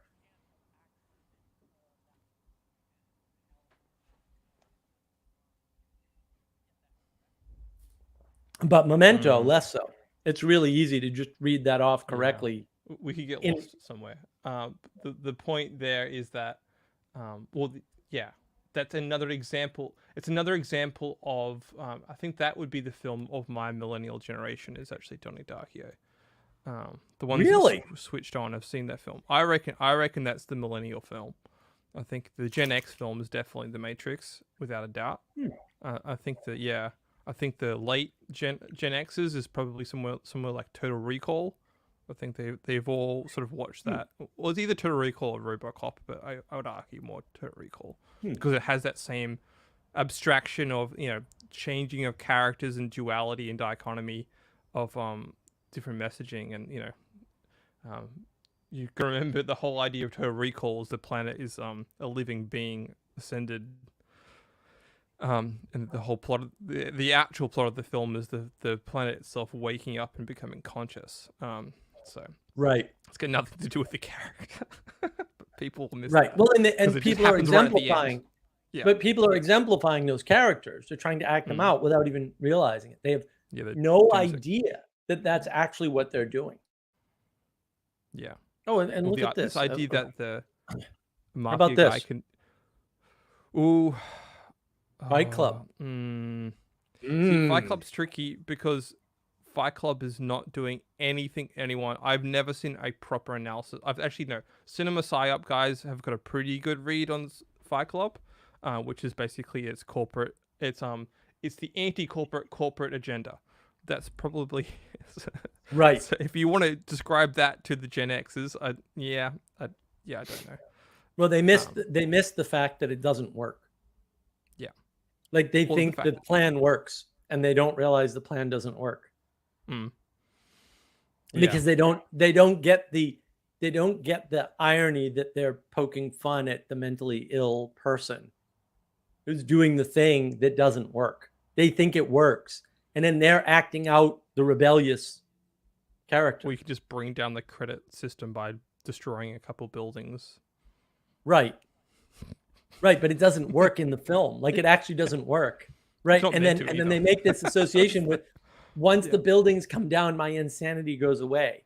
And it's like, it's just Rousseau. It's like, no, society was not making you crazy. That was not what was happening. Yeah, it's again, if people don't watch it with the discernment of what the formal informal distinction, I would say that. Yeah, and I like that. You have to develop examples. You have to develop ideas and patterns of your own and lay them on top and see and test to see, does this work? Does this hold up across many examples or across many? Does my example match other examples that I can see in the world or other people can point to? Well, and that's in Fight Club. Which is a contrast, right? Yeah. Like that solution only works for exactly one character. Yeah, exactly. Yeah. And even then, he's at really three characters that are broken up, and the film actually at one point literally breaks the frame. It's like it's telling you what it's doing. Right. which is not Well, subversive, by the way. If they're telling you what they're doing, it's not subversive. And the resolution of having multiple identities is to have just one. Like, there's a lot of the modern problem right there, like trying to have a single identity, right? Trying to pretend like society is the problem, and once they're gone, you'll be able to resolve your identities, which is technically true, but society can't go away. You'd be alone, and then you can't survive, by the way, so bad plan. Or if you can, go do that. Like, don't be on the internet, go live in a cave. I mean, how it works out for you. You're gonna be eaten by a bear, but that's fine with me. I just actually don't care. I think you should live the way you think you should live, and if it doesn't work out for you, Darwin has your ass. I'm okay with that too. You know, and that's the issue, is that people don't realize they're acting that out, and they don't know what they're acting out, and then they think they're acting out the good rebel. It's going to bring down the system by destroying buildings. It's like, you muppet. That doesn't even work in the film, and you didn't realize that. Yeah, Star Wars is the best example to point to that, actually, where people clearly bought into that idea of the lone gunman who can, he travels the straight and narrow path, he only has to make one good shot to destroy this giant object. It's like, okay, come on. Come on. And that didn't happen. I know it's a kid's film, but you actually bought into that. And that didn't happen in the film. Explicitly. Yeah. That didn't happen in the film at all. He did not defeat the bad guy. The Millennium Falcon did. And you didn't notice. You didn't notice that didn't happen. He didn't do that alone. He wasn't the only ship. He wasn't, right? At the end, he shuts off the computer. Yeah, you don't need technology. Right. Don't watch live streams. Go out in the world and do stuff. That's the lesson from Star Wars. Like, why aren't you doing that? Why are you watching my damn live stream? Gotcha. Oh gosh, are we getting lost too much on my side tracks? It's okay if we are, but yeah, it's nice to see. I was going to. Okay. I was also going to bring up this topic that we slightly discussed on the Discord of contrast blindness. And yeah, I think the last 40 minutes of us just talking now is the symbolic version of contrast blindness. But I think that there's a way in which, when we've switched from a model of pattern matching and we called it personality, and we stopped referring to things as character traits or as sins, for a medieval model of pattern matching. Ooh, I like that. We've lost something. And there is no going back in that, because there's too many people that have that code. Right. You would have to essentially have a collective agreement on a new way to perceive that, and it can be a revivification of old models, but it will be something new. Unfortunately, that's the one of the axioms I have is you can only move forward. You can't actually move backwards. Moving backwards is just moving forwards in a different direction. It's just a reorientation. So that's just the way time works in my perspective. Maybe Mark will have a different opinion, but that's a helpful way I've understood what's going on. Yeah, so I think contrast blindness comes in a few different forms, right? One of them is just the inability to recognize that things are different, right? Because you're so stuck on equality doctrine that you're like, oh, there's no difference between men and women. And then, like, you post what is a joke that is only funny to males on a server with females, or you're a female discussing like a female thing, right? Like the color of the walls in the bedroom that no male in their right mind is actually interested in. I mean, we'll pretend to be, but you don't think of Rome every day, do you? We have found this a useful measure of masculinity. Sally's whole life is changed by this, by the way. It's really fun. I think about Troy almost every. Well, the universal history about Troy, man, that was great. Did you see the announcement of the Symbolic World? Yeah, that'd be interesting. Oh, dude, I so want to go. Neil deGrasse called me out on Twitter and said, I want to see you there. It's like, what? Yeah, me and Karen Wong and somebody else. I'm like, oh, man, I don't know if I can go. Like, I need to win the lottery or something, and then I'll go. Yeah, same here. We'll see. We'll see if we get past, if we even make it to next year. It's not looking good, folks. It's really not. But we'll see. We'll see. We get a lawsuit to get through. Yeah, it's that looks interesting. But yeah, The measures. that's the measures of. that's contrast. The symbolic world stuff is contrast, right? Oh yeah. Contrasting the material view of the world with the symbolic view of the world. And the other contrast blindness is too much, right? It's just too far. Like you're not used to light, and so when you go in the light, you're blinded. It's that there's that kind of contrast blindness.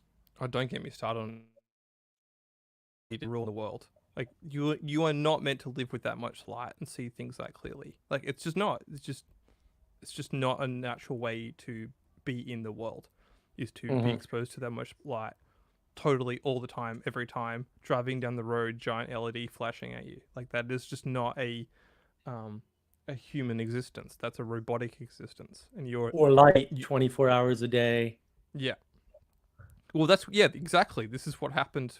We're just upgrading the amount of damage we're doing to ourselves with that. You know, people forget that in the 18th century they're still running candles on the streets. Like they're still doing like all oil lamps. Like that's, you know. Right. Now we're installing giant LED billboards to flash at you when you're driving home. Like most people had oil lamps up until the 1960s. Yeah. I mean, electricity was for the wealthy. Electricity wasn't for the common man. The common man was still burning oil. I mean, that's how John Rockefeller makes all his money. I mean, he makes his money not because he buys up all the oil. It's because he standardizes. It's called Standard Oil. He standardizes oil grades. And the reason why that's important is one thing like that affords a bunch of stuff. One of the things it affords is that when you know how flammable something is, even a bad estimate, you know how to transport and store it more safely. So you lose less of it when it gets to its destination and in between its destination. That's huge. Like the number of fires in cities actually goes down because John Rockefeller. It's a big deal. Like he saves lives. He also saves all the whales, by the way. No small feat. And then he figures out, he starts buying oil wells, right? After he standardized kerosene first, not oil. But then they discover oil. He standardizes and kerosene cars at the same time. Well, whatever. Well, you needed to. You needed to. Kerosene was terrible. We were running out of kerosene. That was going to happen. So, but the thing that happens with oil wells is he sees all this mess that the oil wells are making, and he goes, "Oh, that's no good. There's got to be a way to sell that." And then that's what spawned the invention of gasoline, which is still the most efficient fuel that we have for transport of light things. Diesel's more efficient, but only for heavy things. That's why trains are the worst idea ever for transporting passengers, because passengers are too light. They just don't work well. Yeah, bring back steam tanks. Bring back the steam engine. Yeah. Come on, steam engines are pretty cool. They're cool, but they're not very efficient. No. Who cares about efficiency? Who's actually efficient in 2023? Very few people. Well, that's true. Yeah, our efficiency has actually dropped. That's for sure. Well, especially when you consider actual recycling, because the amount we recycle is like so fractional, it's not even worth talking about compared to 50 years ago. Plastic is the worst idea. It's another thing that will ruin the world. It's just Fitchburg, Massachusetts. Sorry. That was, well, I think it was Lowell Tech, actually. I think it was Lowell's fault. Lowell Tech was the plastics. They were bigger than MIT for technical because they invented plastics over there. Yeah. That was a disaster. Oh, look at this. Bubblevigs. Greetings to Captain Mark and Jesse Buccaneer. Oh, you're a Buccaneer now. Oh. Uh-oh. You might have to start dressing up, Jesse, if you're a Buccaneer. Great. We're getting pirate ship. We're getting our military organizational chart up and running. I guess so. That happens. Yeah. We were talking about examples of changes in society that are having dramatic effects. We got Well, yeah, and the contrast and the exemplification. Like, again, all these movies, people have exemplified Tyler Durden and Neo and Trinity, and like they don't even realize they've done that. They just think, oh, it's a neat movie. No, you're following that character because we no longer have the characters from fairy tales to some extent, right? Because that was extinguished by Disney. And that's what leads to some of the contrast blindness. When you're seeing positive, we no longer and then you see a negative. That's a dangerous thing as well. The number of people, and you see it on Twitter. You go on Twitter right now, you'll see it. The number of people saying Yuval Harari is telling you we have to kill a bunch of people to save the planet, or any number. Like, a lot of people are saying this, and other people are going, no, that's not what they're saying. It's like, no, dude, literally word for word. Like, they're quoting them. They're not, it's not a secret plot, and they can't see it. They actually can't believe what the person's saying. Forget about the implication and the abstraction. This will lead to that. We're not even there anymore. We're at the point where they're saying, no, we need fewer people on the planet. We don't have enough resources. And it's like, why can't you see that that's evil? Because it's evil. Just spoiler alert. These people are evil. Like, I don't get it. Yeah, Mark, you've said a buzzword to me. Buzzwords are holy words. Buzzwords are holy words. Yeah. Just like anytime that man's brought up, I'm give me 5 minutes. I'm just gonna rip. No, that's fine. Well, there's the Barack, the Satan Obama speech going around, and he's just saying, "I want you angry. I want you." It's like, what? Like, why would you say that? And then they're like, well, I don't understand why there's more polarization. Well, because this guy's running around telling you to do this. It's not a difficult equation. It's not like some complex underground secret. He's telling you to revolt. That's where the polarization comes from. I don't. And it's all from one side. It's not equal. Sorry. It's not equal. It's coming from one place and not from the other place. You don't like that. It's too freaking bad. Maybe you should switch sides. I don't know what else to tell you. I don't like thinking of it as sides, but if you insist, then you're on the wrong one. I don't know what else to tell you. It's not, There's a very good reason why Peterson became the cultural phenomenon that he is because for a decent chunk of time, let's say 20 years, there were no masculine or no at least healthy enough masculine examples for both sexes to look up to, or to reflect on. In some there's nobody talking about masculinity and femininity as such, or in a healthy way. He was an example of someone who faced challenge. But he was talking about it. He was pointing to it and saying these things aren't equal.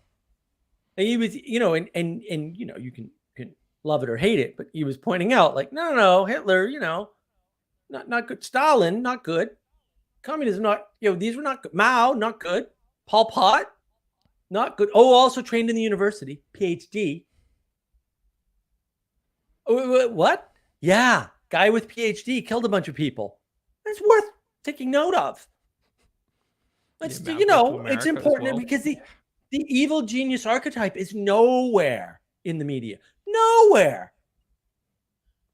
And the one I can't find anywhere, and I'm not an expert in these things, so it must be somewhere, is the articulate idiot. Because that's the Sam Harrises of the world. Some people are genuinely stupid, but they sound smart because they use a few smart sounding words. It's the 2-cent words, right? I mean, you can see this. The articulate idiot is exemplified for sure in Good Will Hunting. It's in Good Will Hunting. It's right there. Yeah. Right? And he eviscerates the guy. Yeah. And the thing about that movie, the reason why I love that movie is because it is 1,000,000,000%. It's the more accurate representation than you can possibly imagine. Okay. I didn't do that. I could never do that. But I have ripped those little Harvard pricks a new one many a time in Harvard Square. many a time. And I tell you, I so loved every freaking minute of it that I'm like, why would you need heroin or crack cocaine? This is way better. It's much more fun because I have zero college, zero. And I would just annihilate these people with this material they thought they knew something about. I just freaking wreck them completely. It was glorious. I loved it. You should not be allowed near any of that ever. This is part of the reason why I moved.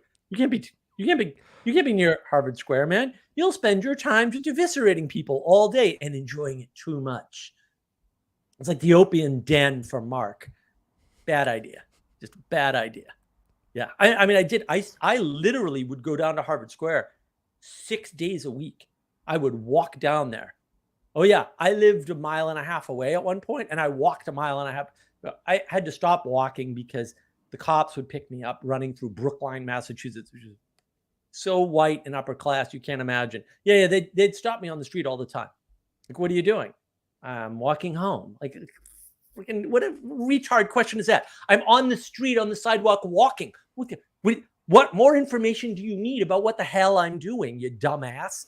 Right? And then like some girl had gotten attacked or whatever. And then secretly what they were doing is they were running her by in the car and trying to get her to identify me. And it was never me because, like, what the hell? I was at Harvard Square. Like, go away. Like, I'd walk down the main drag afterwards. Like, well, that was the insult to me, is I'm dumb enough to walk down the main drag after assaulting somebody. I'm not that stupid. Come on. Like, give me a little bit of credit for not being completely retarded, please.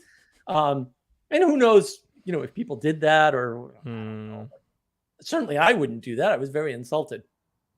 So yeah, I had to stop walking to Harvard Square when I lived in Brookline because of that. But I used to walk and it was great. I loved walking because I could think, and I'd think on my way there. It would take a long time, right? I'd think on my way. I walked pretty fast though, so it didn't take as long as most people, but I'd think on my way back. I'd have a lot of thinking time. And that's a lot of the sort of discrepancy is, people get into these discussions and I kind of, I've tried it before. It doesn't work. I try to warn them. This is something I've thought about. Are you sure you want to discuss this with me? Right? Because I know they haven't thought about it. I already know this, right? Otherwise they wouldn't engage themselves in the discussion in that way. How you approach it tells you a lot about what they do and don't know about a subject. Oh, yeah. Yeah, right. It's like, that's a trick. Yeah, it is a trick. Knowing how people approach you and what that tells you about their level of knowledge and confidence independently is a thing that you can do, and it's a superpower. If you can do that, if you can find that contrast, man, you can come into every argument and just destroy the other person every time, reliably and consistently. And that's one of the things that I typically tend to do, which I try to refrain from because it's way too much fun.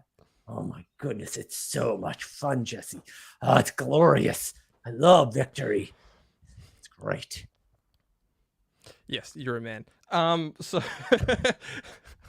the thing to point towards here is that when you have real eyes to see, you can detect when people are lying to you. Exactly. Yeah. Oh yeah. Boy, can you ever. There's a TV show about that on Netflix. I forget the name of it, but it's a clone of Columbo. It's got a woman in it. She was one of the stars of Orange is the New Black, the prison thingy, the woman's prison. Yeah, she was in that. And so she's in this new series. I can't remember what it's called, but she basically plays Columbo, which is hysterically funny. And it's quite a good show. And I don't have Netflix. So when I was up north, my friend who watches more TV and movies than you can imagine showed it to me because she really liked it. But yeah, that's her superpower. She can tell when people are lying. She can't tell what they're lying about. And I'm like, oh, dude, that's me. I can totally tell when people are lying. That's easy, right? When you have that level of contrast, when you tell when people come in and don't know what they're talking about, and when you can tell what their goal is, right? When you can tell those things, and there's lots of ways to do it. I don't know all of them or anything, but I have my own methods that, whatever they match how I was born. I don't know. They match how I grew up. I have no idea. When you can do that though, that's a superpower. Like you have one up on everybody in a conversation. And yeah, you can it was funny too. Cause this week has been really weird. People have been telling me things about myself. And I was like, oh, cause I normally get zero feedback, or zero useful feedback. And these guys were like, this one guy was like, oh yeah, I used to see you in the back of the room, kind of checking things out from the back and sitting real low, and uh, like a martial artist. And I was like, well, dude, I took martial arts. He goes, did you really? And I'm like, yeah, I did. That's why I stand a certain way. And smart people know, because I worked with a guy years ago. I went, do you take martial arts? And he goes, what? Because we just worked together. Like, he was an IT guy. I was kind of an IT guy, right? And he was like, what? Where did that question come from? And I'm like, well, you look like you take martial arts. He's like, what does that even mean? I'm like, you stand correctly. And like, did you know that? Did you know you can spot people who take martial arts because they stand a certain way? Because you can. Maybe you can't, like, whatever, right? Maybe you can't notice that level of detail. I can.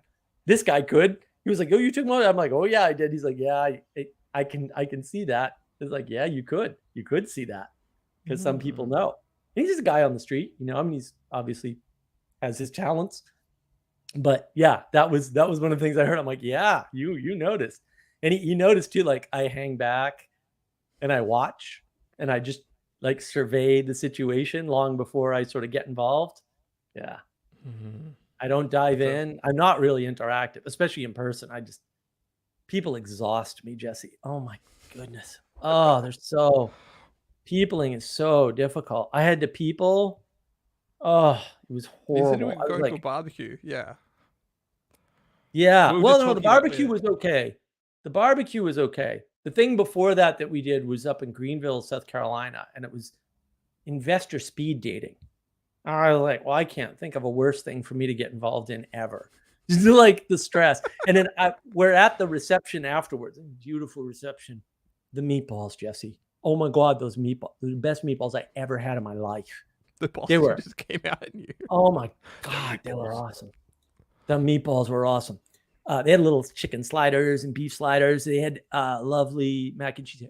So I'm there, and I'm talking to somebody from Columbia, the person who administers the Columbia group that does the same thing. Greenville, South Carolina, by the way, is like in the top 5 startup areas in the country. It's like a big deal.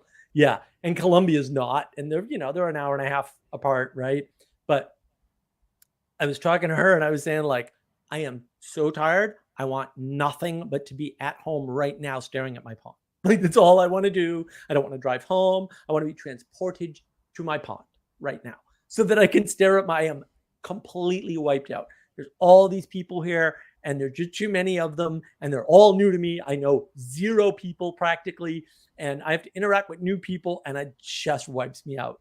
And I can kind of do it, and I can do a reasonable job and everything, but man, am I tired after. I just like want to take a 2-day nap after something like that. I'm just like, I don't even want to talk to humans after that. It just wipes me out completely. Muppets. Muppets. Talk to Muppets. Yeah. Oh, I had the next thing, but I just lost it. Discernment. Yeah. The discernment is one of the most valuable skills you'll ever develop. Right. That's what we've just been talking about. So.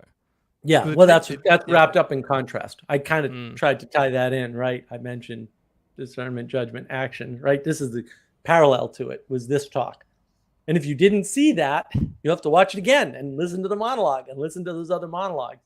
And hopefully I'll actually remember to put the cards in, because that would be fun to get all the cards and the tags and everything. Yeah, I've done it in a couple videos and I just usually forget, or I get wiped out or whatever. And September has been absolute hell. I am so happy that the beginning of September is over. I was so sick the first 2 weeks of September. It was just insane. Surprised I got anything done at all. Just like napping all over the place. And like yesterday was a disaster. I got sick on the way home. Supposed to go to an event and I skipped it. I was like, ugh. I went to bed really early. I woke up at like 4 a.m. It was just a freaking catastrophe. The whole thing was a catastrophe. And the end of the day pulled up later, but man, what a disaster. I had bad dreams, which I never have. It's horrible. I had a dream about domicide. It was like, what the hell? I don't have domicide dreams. What is going on here? What is happening? Yeah. Yeah, I've been having some strange dreams lately. Well, it's been really hot over here, and once it's summer over here, my REM and RM sleep thing just dissolves. It's just horrible. So yeah. My gosh. Oh yeah. I could talk. Yeah. I have a whole rant in me about the lack of customer service. But I wanted to go back. You talked about walking, and I thought that was an interesting topic to bring up slightly, because I think walking speeds and the intentionality of walking and walking speeds has changed, and that would be a good thing to research from a it's way worse evolutionary than that, my friend. psychology perspective. Well, and this might be the topic for next week. Is maybe it would be called slowing down. I'm taking notes. Maybe it'd be called slowing down, Yeah. right? Because one of the problems we have, and I don't know that I want to do it next week. I might want to talk about, well, It's maybe intentionality. I might want to do the problemization of everything video first, right? Because the real issue is in the quest for efficiency, we're just keeping ourselves busy all the time. And when you do that, you actually lose the ability to philosophize. And I do rail against philosophizing, right? On the other hand, reflection, contemplation, or better yet, and I have yet to really understand this, Mathieu Peugeot is talking about this, rumination is key. So all the people I know who are actually good at philosophy and actually good at explaining philosophy, they work with their hands, and they either have long time in the field. They almost all work like 10-hour days, not 8-hour days. And they have lots of downtime or driving time or something. All of them. This has been true my whole life. I've never met anybody who was a book learner who was terribly good at philosophy. There are a couple of exceptions. Stephen Hicks is really good. I really like Stephen Hicks. I got some massive disagreements with him for sure, but I really like his stuff. We really piled on a couple Twitter threads on him. Well, look, I mean, he told me to deal with the video. I did, and he didn't get back to me. I'm like, come on, dude. I've talked to him before, by the way. Like, probably actually knows kind of who I am, because I've gotten him on Q&As on Clubhouse and stuff. Okay. So yeah, it's not like I didn't just pile in on him randomly. Like I've been engaging with a little bit with his work, not seriously, but seriously enough to kind of get the gist. And, he takes postmodernism seriously, so obviously we can't be friends. Yeah, he does. That point are quite good. Although I find him better in writing than in spoken. There's something about his rhetoric in speaking that you have to have a certain, I don't know, cultural background, you could say, to appreciate the way that he talks across. I'm not saying I've got anything good, but yeah. If you contrast him to say Peterson's great at public speaking. Like right. If you get bored if you get bored listening to Jordan Peterson do public speaking, there's something wrong with you, because he's a master at it. Yeah, he's really honed that skill.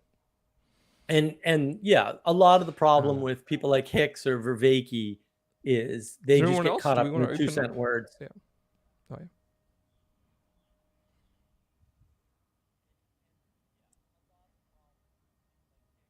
Yeah, the 2-cent word problem is a big issue, and I think a lot of people get. Although Vervaeke's interview with Theo Von was really good. Yeah. Well, this is. Did you listen to Theo Von and Vervaeke at all? It's interesting. A lot of those guys too are wrapped up in a huge podcast ordeal right now. No, I haven't. I've got no time. I got no time. Like I'm efficiently focusing on very few things, because that's, otherwise you just don't get an outcome, and then you realize it's August, and crap, wasn't I meant to get some of these items done this year? And you have to stay on topic, unless someone like you keeps telling me, hey, go read American Nation by Colin Woodward. It's probably, you've said that like 11 times to me. And I was like, yeah, well, hey, Christina, for my birthday, could you? Well, I'm only, Vanderklay finally read it. In some aspects of my life. So Vanderklay finally read it and talked about it. And so far ahead, and I'm like, yeah. Yeah, he misread the book, unfortunately, but that's okay. At least he read it. Okay. Right.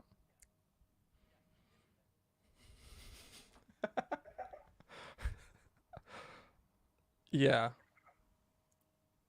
It's almost like when you suggest something like, "Hey, go do this," you have to go see this in here, and like because they're going to see their own things, but at least they have an in it or a thread to pull. I often know that with when you're recommending music to people, you go listen to this one song. If you don't like this one song, you probably won't like the whole album. But yeah, if that one song doesn't grab you, then fine. Like yeah, we can talk about other bits of music, but usually you have a thread or a certain part of someone's writing, certain part of the narrative. Like if you don't like sci-fi, but you read the opening chapter to Neuromancer, like you just go, that's poetry, man. If you don't read that first chapter of Neuromancer, you don't see that as just a poetic expression, then great. Like, but that first chapter of Neuromancer is like, that's just it. You didn't have to read anything else. That was worth the price of the book. So it's the same thing. Yeah, same thing. It's a really bit annoying too. I know I'm riffing on myself here, but the fact that we've overindulged on this idea of the single entity art, or the single expression of the artistic product, and we haven't. There's something surreal about a collection or an album or an entire statement that we kind of we're lacking that contrast between, hey, just pay attention to this one thing, but hey, attention this whole picture, the whole triptych, the whole collection of the body of work. You know, and I think that began with Picasso, but that's just well, but that's a side topic. That's the flattening of the world. That's the reduction, the compression, right? And it's weird too, because you take Neuromancer, it's like, that right beginning. But then you take something like Snow Crash. The Snow Crash Not is ready yet. almost as fantastic a book. The problem is you got to slog through 51 pages. Right. But then it comes together in a way and you're like, holy macaroni, right? Or that's why I always preferred and still do short stories, because reading is hard and I'm super dyslexic, and so reading is like asking me to read is I'd really rather cut off a limb. Honestly, I just like it's way less painful. And so and if you want me to read a big book, it's really like I'm still amazed at myself for having read Ayn Rand, Atlas Shrugged, and The Fountainhead. Like I'm still just marvel at that. Every once in a while I go, how did I do that? Right. Or I did read the unabridged Lord of the Rings at one point when I was, when I was after the movies, and I went, I don't remember that from the book. And then I was like, I'm going to read the whole thing. It took me 6 months, of course, which for me is like light speed. Like I probably never read anything that quick, that many pages that quickly before in my life, and probably never will again. And then I did a breakdown of it, and apparently I did a really good job at the breakdown. I don't know. That's what I was told anyway. So it's weird, right? Because some books, it's the beginning that makes it, and some books, the beginning's garbage, but then the end redeems it, right? It makes it all make sense, revivifies it. I hate that. I hate that concept. I hate that. Last bit of Moby Dick's really good. You just got to get through the first 20 chapters. I'm like, or the end of the films. The final battle scene's great, but the start's a bit slow. I'm like, should I just should I just read that bit, the bit that you're recommending me? Well, but here, right, but that's the compression. Yeah. Right. That's the compression of the reduction. And when you compress or reduce or flatten, you lose contrast. Like that's the first thing you lose. What kind of contrast? That's the contrast isn't one thing, right? There's lots of types of contrast.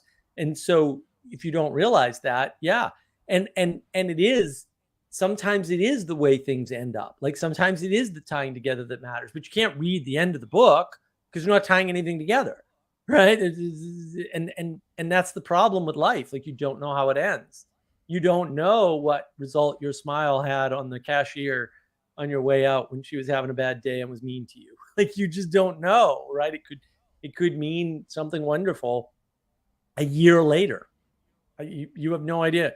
That's the thing. You don't realize, like, you're a player in a bunch of different stories, and every one of the stories throughout throughout the day that you go through that you're tied up with is a separate identity for you. And there's nothing wrong with that. And you're not supposed to reconcile that. You're not supposed to reduce it to one. And because of that, you don't know how your involvement in that story affected the end. And you may never know. In fact, almost none of the things are things that you're going to know. I mean, I told the story about my uncle, right? He used to drink quite a bit. And he was out when he was young. And this guy was like, take my keys away and don't give them back to me if I'm drunk. I don't want to drive drunk. And he didn't give the guy his keys back. And the guy was yelling at him because he was drunk. He was like, I want my keys back, blah, blah, blah, blah. And the guy just kept going. My uncle eventually took the keys and threw them down the street and said, fine, if you want to kill yourself, go right ahead. I don't care. And then he found out like 10 or 15 years later that night was the last night that guy drank. And he had not talked to him since then. Didn't have any desire to talk to him. He was so pissed off about the altercation with a drunk man, kind of silly. But it changed this guy's life. He didn't drink after that. And my uncle stopped drinking at some point. I don't know if it was related to that or not. You don't know when you're doing that. And look, that's an altercation. It's a conflict. According to him, there was a lot of swearing involved on both sides. Like this was not, him being exemplifying the highest or being saintly at all. And yet throwing the keys across and saying, fine, screw you, I don't care about you, actually made the guy no longer drink. That's amazing. And we don't account for that, right? We don't see that that's actually a good thing, that the negative signal is important. And the negative signal is the thing that's most likely to change your world, not the positive one. We know this experimentally. It's been tried. B.F. Skinner tried it. His son tried it. Didn't work. Doesn't work. Doesn't work. Not doesn't ever work, but those are outliers. They're massive exceptions. Most of the time, people's lives are changed by tragedy and grief and suffering and struggle. They're not changed by positive experiences, somebody giving them a hug. It's not that never happens, but that's not most of what changes people, at least not for the good. I had a great tweet. I don't know if you saw my tweet today on Mathieu Peugeot's Twitter. Did you happen to catch it? Sorry. No, I should pull it up because I don't want to misquote myself. But basically, he's talking about the space aliens, right? And because yep. No. The ones in Mexico, the paper mache. Yeah, that whole crazy. The cake people. The cake. Yeah, but it is. Yes. Yeah. Well, before the cake meme, there's the actual. But yeah, the cake meme comes on from that. But, he's talking about that, and basically what I said was, but we have made these aliens. Like we created those aliens.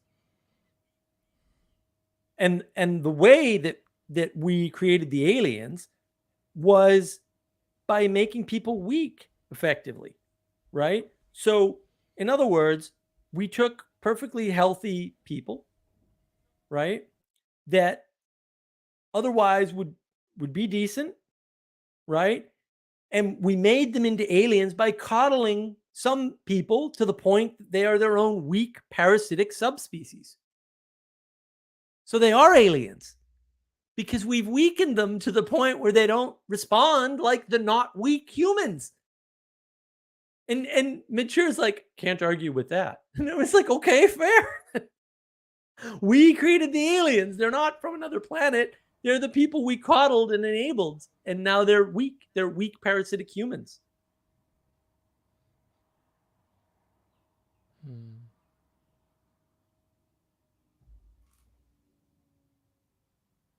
Yeah, there's something there about the contrast of time, and how we have a distortion of people in their time and place and purpose and their setting. what that means.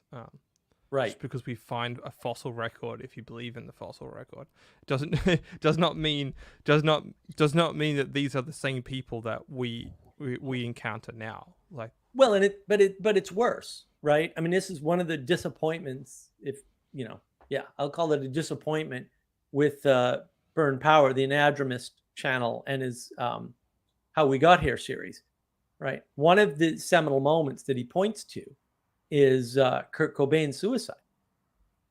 And I'm not saying that wasn't a seminal moment, but the way it affected me was very, very different from the way it affected the people in Seattle who were crying outside his house.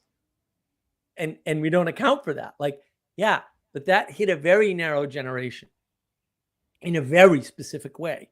And it didn't hit anybody outside of that generation in that way at all. Now, it hit other people in different ways. Right. So I'm not saying it wasn't a seminal event with long-lasting effects. I'm not saying it only affected one generation, but I'm saying the way it affected that one generation that he talked about is an outlier, basically. And that is the creation of aliens. I mean, those people got coddled to the point where, first of all, this is not going to sound good, but I'm going to say it anyway. If you didn't see that coming, I don't know what to tell you. I saw it coming. That guy was going to blow his head off. I'm sorry if you didn't realize that, but it was quite obvious. It's quite obvious that was going to happen. And it's not like that's an unprecedented pattern. Jimi Hendrix, John Bonham, I mean, there's so many of them. Like, you just go on and on and on in rock and roll and talk about the ones that self-destructed. Morrison, right? Morrison's a bit fishy though, but but it's on and on and on. Well, it doesn't matter how the destruction happens. Yes, true. Okay, fine. I'll concede that point. Yes. Right. I mean, I'm not saying but when you get involved in that, when you get wrapped up in that, murders happen, overdoses happen, mistakes occur where like with John Bonham, like, they did everything right. They put the guy on his side and everything. He choked anyway. It's not like they did, it's not like they weren't aware of what was going on and didn't know how to deal with it. It's that putting somebody on their side doesn't prevent them from choking on their vomit 100% of the time. It would have been different, and it would have been different had they not done that, but they actually did. It's not a guarantee, guys. And the odds of that happening go up by 1,000% when you drink and get that drunk. If you never drink and get that drunk, you never have that problem. But that's not to say you wouldn't have self-destructed some other way, because the pattern is there, right? And you can look at the same band, Jimmy Page, as an outlier, right? And, Jimmy Page is following, I don't know if you know this, Aleister Crowley, right? He bought up a lot of Crowley's old properties and stuff, right? And the one thing Jimmy Page and Aleister Crowley have in common is everybody's commenting on, my goodness, look at how much heroin these guys can do and not die. For real. I've read about this. It's unbelievable. Like, Aleister Crowley apparently took like 10 times the dosage that anybody else had ever seen anybody take of heroin. And he was totally fine, or not totally fine, but like, he didn't die. And a lot of people took 1/10 of that and snuffed their lives out. And Jimmy Page is apparently the same way. The guy just had a high tolerance for heroin, and no one knows why. And he's still alive. Like, what's going on, right? Oh, was Hunter S. Thompson as well? He used to do it. Yeah, he used to do. Oh, Hunter. He's a wild animal. Yeah. Oh yeah, Thompson. Who are the other guys? Thompson and there's a few authors like that, renegade authors. Same thing, right?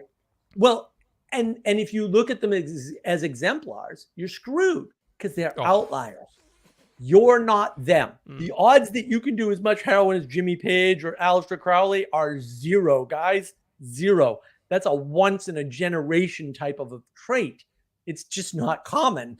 And yeah, Hunter S. Thompson's the same thing. The odds you could live that guy's life and survive are really zero. And if you read the writing, you'll find out, like, everybody around the guy dies. Thompson, like, read his books. It's like, holy shit, the survival. Like, I don't want to meet him. Like, I am afraid that if I meet him, my odds of dying immediately go way up. Like, I don't, like, this is not good. You Hell's know? Angels. I never finished the Hell's Angels book, but that's a wild read. What I was going to point, I think what's coming out here is the mythification of the rock star, and that was kind of a soul to an entire generation that, you know, if you just worked hard enough as a band or you just did that, you could become a rock star, which is absolutely not true if you looked at what the example of the rock star, which is what you've just pointed to, and what, you know, the capacities of those people in that time. You know, you're not going to be able to achieve that in the 90s. It'll be something new and different, but it won't be, you know, this idea that you can live out your rock star fantasy 20 years later after the Yeah. rock, which it's not the start of the rock star, it's actually the 70s is the peak of the rock star. Well, and it is yeah. the myth. And so the funny part is the band Boston, which obviously is one of the greatest bands of all time, like objectively, well, the band Boston had the best-selling debut album of all time, like up until like the early 2000s. I'm and the that Kinks was guy, so right. Kinks Well, are good. Oh, yeah. so Tom Scholz, if you listen to the first album, the songs on the first album, they're about, you know, being a band and playing real hard and going to they didn't do any of that at all. The guy put the freaking album out and he did almost all the album by himself, by the way, except for the vocals. Like he laid out the whole album by himself and then had one other guy help him with something, I forget what it was. They never played a show. They didn't play any shows. It didn't happen. It's all in their head. Yeah. But the song is telling the story of them playing the shows and sleeping in their cars, and which there's the mythos right there. There's the fantasy. And they didn't act it out. And then other people are going, yeah, that's what you do, man. You suffer. And then right. And it's like, what? Yeah. And you see the same thing with comedians, right? And actually Corey was talking about that last Sunday on Father Eric's open mic night stream, right? Like, wait a minute. Like, you shouldn't do this. You shouldn't live this life if you've got a better path. You don't want to be a comedian and, you know, run around in a van and get paid nothing and half starving all the time. If you're in school to be an electrical engineer, stay in school, be an electrical engineer. Don't do what we're doing, even though you're really good at it. Don't do it. Right. Because it is that myth, that fantasy. And it's when you try to make a false archetype, a false exemplar, a false example, and yeah, you get wreckage. That's what you get. Yeah. You get wreckage. Yeah. Well, look at how many people look up to Ricky Gervais or think highly of Ricky Gervais. You brought out earlier, it came up and I lost my thread. We said, you know, I can't think of anyone else of a smart, stupid person or a stupid, smart person. I think I can't remember the phrase, but like Ricky Gervais would be right up there of someone that everyone looks up to as an example of something, and I fail to see what is an example of other than Ricky Gervais. Like he's just a reflection. He kind of self-oscillates in that way. But yeah, comedians are another strange archetype that rose up from that sort of mid-19th century onwards. There's a mythology of this comedian life and this promise of ultimately success. It's not even reward, it's a promise of success. Yeah, that's good. The difference between success and reward would make a good okay. That's going on the topic. I thought that'd be obvious to some people, but yeah, it's really not. If you I'd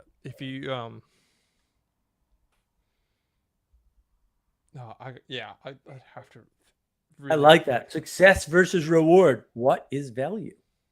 Yeah, because that's what you're, when you're doing that's what you're defining. You're defining what we can do that next week. Thinks is valuable, what you think is valuable, also two. There's value framing everywhere, right? Yeah. Well, we could exemplify all the value frames. Yeah, that would work. And quantity to also work within that too as well. That's you'd fit in all the quality quantity stuff for sure. Yeah. Bubblefish had an interesting comment. Did he though? Is that really interesting? Always can't be.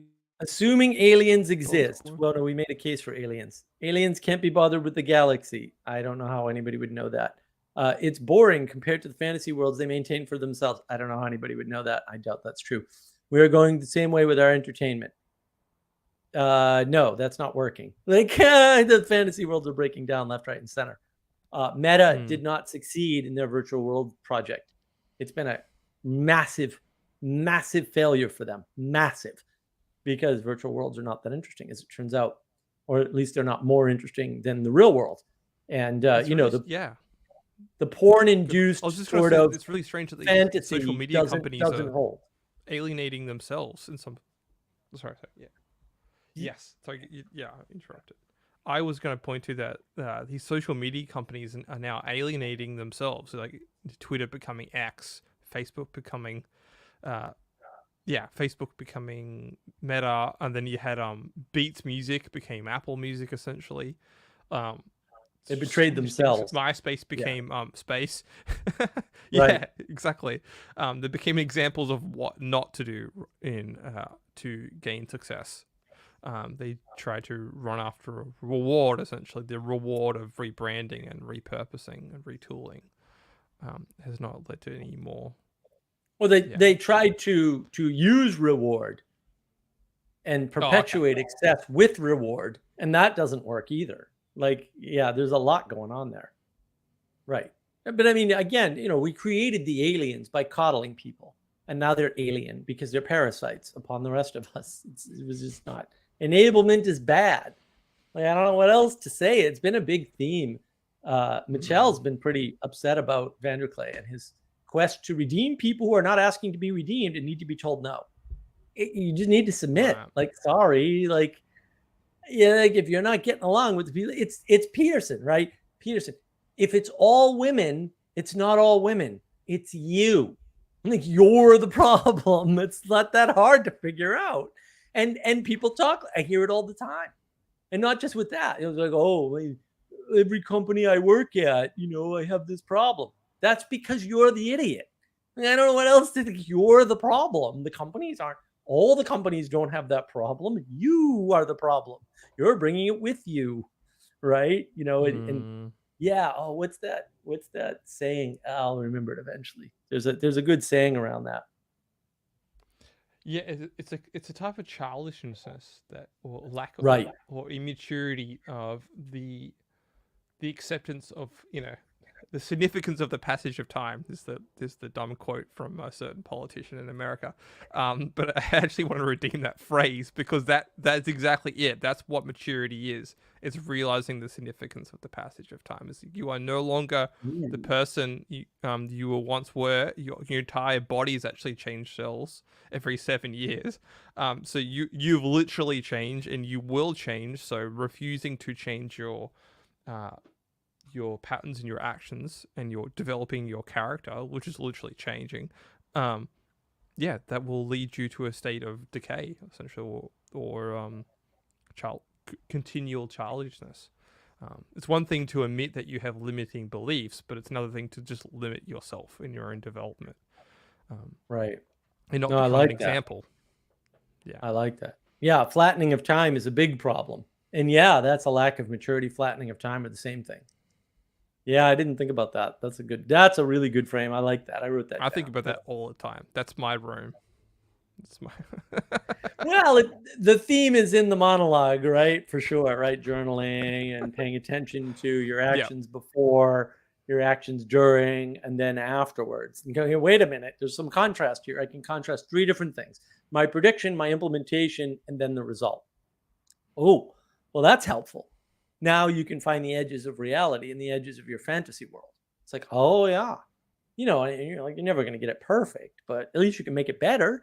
And as long as you're not trying to make it perfect, you can make it better, right? And that's really important to know because it gives you some hope for improvement, which Peterson points out. People want that. Nobody wants to be told you're good enough today.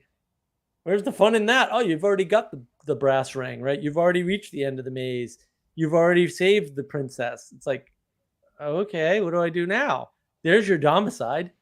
No wonder why people have domicide. Well, it's the zombification, I think. I think that's why the zombie became such a iconic example of or reflection, depending on which way you want to perceive the world. It's that Are you fighting the zombies, or are you becoming a zombie in some sense? Is in it, what is this? What is this example of item in a story reflect on you? And are you worried that you don't have the survival skills? Are you worried that you'll just be trapped up in it? Every iteration of a zombie movie essentially is the most moral tale you'll find on cinema. But it's super flat. These examples of what to do with decay. Oh yeah, but zombies, they don't change over time. Yeah, well, that's the point. And they value gnosis. They value gnosis, right? So their knowledge is the highest value. Mm-hmm. They don't change over time, so that time flattening is not there. There's no progression. Zombies have zero progression. They can only go down to death. Stasis. They can't come up, right? And then at some point, the theme of a zombie is I've already reached the end, and yet I can't have an end. So I'm wandering around looking for knowledge. I get knowledge, and that sustains me, but I still don't get an end. And then I have to be granted an end from an agent, because you're a zombie, you're not an agent. Zombies are not agents in the world, right? Explicitly, because all they can do is go after brains, right? And then once an agent puts you down, right, which is sort of the opposite is the theme of the Matrix in some sense, right? Then you're at peace, right? And the world is normalized. Like, you're a zombie, you're the thing destroying the world. You're the threat. And people don't realize they're exemplifying zombie behavior. And then that's where people get into things like gamification. And I'm like, if you don't talk and act as if gamification is real, then it ceases to be a problem. I don't know what else to tell you. Like, don't grab this frame, and now those problems don't appear, and now you don't have to solve them. A couple different ways there. The fourth movie for the Matrix has the whole idea of the swarm or the zombie too, which is a very exactly. Yeah. another hairball. That's a great example of a not film. It's a great example of a film studies, a documentary on filmmaking. Right. But the one thing I have, and maybe this will lead to another topic, is that I think it's actually about the decay of the suburban environment, because once the outbreak happens, they're actually trapped in a mall. So depending on what you see and what patterns and what you understand about the world, you'll see that this movie's got nothing to do. They've already done the zombie thing. Day of the Dead is actually about the decay of society through the mall and being constantly trapped in a mall and never being able to break free from this sort of commercialized, industrialized life. The zombie just happens to be this the barbarians at the gates in some sense in that film. So well, Benjamin Franklin, on the subject of success, I think Black Mirror season 1 episode 2 deals with it nicely. Okay, Black Mirror deals with nothing nicely by design. So no. It also does a poor job of what it's trying to do. So that's good to know. It's very immature. I like Black Mirror, especially the first couple seasons are great. I actually like it, but it's not like high art, let me tell you. Right. It doesn't force you out of individualism. Black Mirror is the whole framing of the entire Black Mirror series is individualistic. It's always around a single character from the perspective of their interaction with the world. That's an individualistic frame, even though there's other people in it. This is actually, ironically, the point of the Republic, right? Is that you can't resolve something like justice by saying me and these other people. You can't understand anything about a virtue like justice with that framing, because it's an individualistic framing. And there's other people in it, so it's not individualistic. It's not how that works. Individualistic is about main perspective and having a single perspective. And the problem with Black Mirror is that all the Black Mirror episodes are single perspective episodes. Every single one of them is a single perspective episode. And I actually love Black Mirror, just for very different reasons. It's not representative of reality. It does exemplify some excellent things. It makes some excellent points. I don't think the fact that it's dark is a good thing. Like I think it's a black mark on Black Mirror, ironically enough. And I think that, especially when Jesse here talks about media from the late 90s and onward, how dark it is. This is not a recommendation. Like, this is not a good thing, right? It's reflective of, if you want to use the Jungian framework, the shadow part of society that is emerging 10 years later, roughly speaking, on average.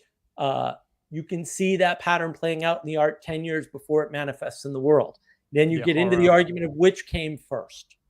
Yeah. Like, what manifested in the art? This. No, did manifesting it in the art? Yeah. Yeah. Did the manifestation in the art cause an exemplification? Or was it presaging what would emerge? I'm not here to answer that question, right? But exemplification is a thing. And certainly at the 15-year mark or the 20-year mark, you're into exemplification for sure. Like, the script is flipped to some extent. And so if you're watching The Matrix later, you weren't caught up in the, like, 10 years after. If you hit The Matrix 10 years after it comes out, you didn't grow up in the environment that The Matrix was reflecting anyway. So you are following an exemplar. You were not caught up in that. Same with all the other movies. You weren't caught up with that. If you find resonance in a movie that was made before you were born, that's not real. You didn't experience that. That didn't happen to you. Sorry. All right. And if you find resonance in it, there could be a problem. I'm not in all cases, but in most cases, there could be a big problem there. The big issue. Yeah. You're actually making a very deep argument here, a very deep critique. I don't have all my knives sharpened to help that conversation. But yes, art should be made for people, time, and place. I do agree on that principle. Although I am, technically speaking, a romantic at heart, so I think there is something to be valued in old works. So, and I think it is good to restore, in some way and measure, and I don't know if there is a healthy way and measure, the sentimental bonds of society, or sentiments and ideas in themselves, or ideals in themselves, I should say. So, yeah, that happens with all sorts of things. People even do that with fashion now, trying to bring back old NBA t-shirts and old, ripped jeans from the 90s. It's just like, yeah, right. It's what are you wearing there? What are you? What's the example that you're putting out in the world through your costuming? Essentially, at this point, you're no longer dressing yourself. You're actually becoming a costumed person. It's representing something, and if you're not careful, you're representing the decay rather than you're not actually progressing anywhere. That's what I should say. Well, but the problem is, and this is where we get into the deep projection. There's only so much possible fashion. So it's going to repeat, right? And then why it's repeating is a different issue entirely. I mean, it might be repeating because it had to. Like, the oldest thing had to come back because everything else was too, had too much recent novelty in it or something, right? And we don't realize how limited we are. And, like, fashion, there's really not a lot you can do with fashion, like, ultimately. So it's not like you can do fashion and have new fashion throughout the span of one human life. There's just not enough variation in fashion to do that. That's why it repeats. And so it's hard when you sort of read into it, because it's like, oh, what does this really mean? And look, I want to point out too, if you look at something like the movies of the 80s, the big ensemble casts, there's your postmodern, well, if you have 7 perspectives from 7 characters, that's a lot to keep track of. But also it engenders this overly empathetic, well, yeah, but from his perspective, right? And then we move away from that and into deliberately, right? Like, explicitly, oh, no, I'm going to make a movie about individuals and their perspective on this whole thing and focus on them, right? It sort of bounces back and forth because what choice do you have? Like, there's not too much more you can do. And, but there's something fundamentally different. Go back and you watch The Maltese Falcon or Key Largo or Casablanca, right? Or Citizen Gone with Kane. the Wind. Yeah. Gone with the Wind. I haven't seen Gone with the Wind. I gotta watch Nothing. that. You go back and you watch these and you're like, wait a minute, these are very individualistic perspectives, but they're not, because the whole cast is included under the umbrella of virtues and values. And the thing that's missing in most movies in the 80s, an ensemble cast, is exactly that, right? When people are trying to make a point, and it gets very dangerous when people are trying to make a point. And if you don't believe that single point movies from single perspectives are dangerous, I can point you at One Flew Over the Cuckoo's Nest. That movie did more freaking damage for our society worldwide than you can possibly imagine. And I've studied it, and I still can't wrap my head around how much damage that movie did. It just wrecked, absolutely wrecked everything. Homelessness increased directly, clearly, because of that one film.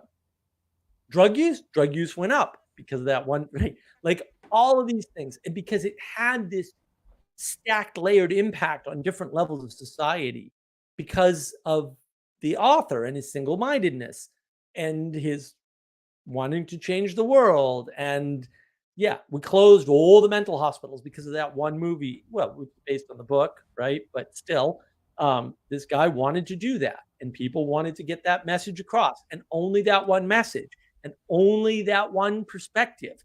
And it turns out that closing all the mental hospitals means there's way more homeless people, and that homelessness is now an unresolvable problem. Oh, we have all these homeless people because we don't have homes for them. You closed the homes that you had for them. Of course they're homeless, you muppet. Like, duh. And all that budget went towards other things. And people go, oh, the military-industrial complex. Well, yeah, a lot of the money that's in the military-industrial complex used to be spent on the mentally ill. Duh. Like, this isn't a magic equation, guys. Like, there's a limited amount of resources the government has.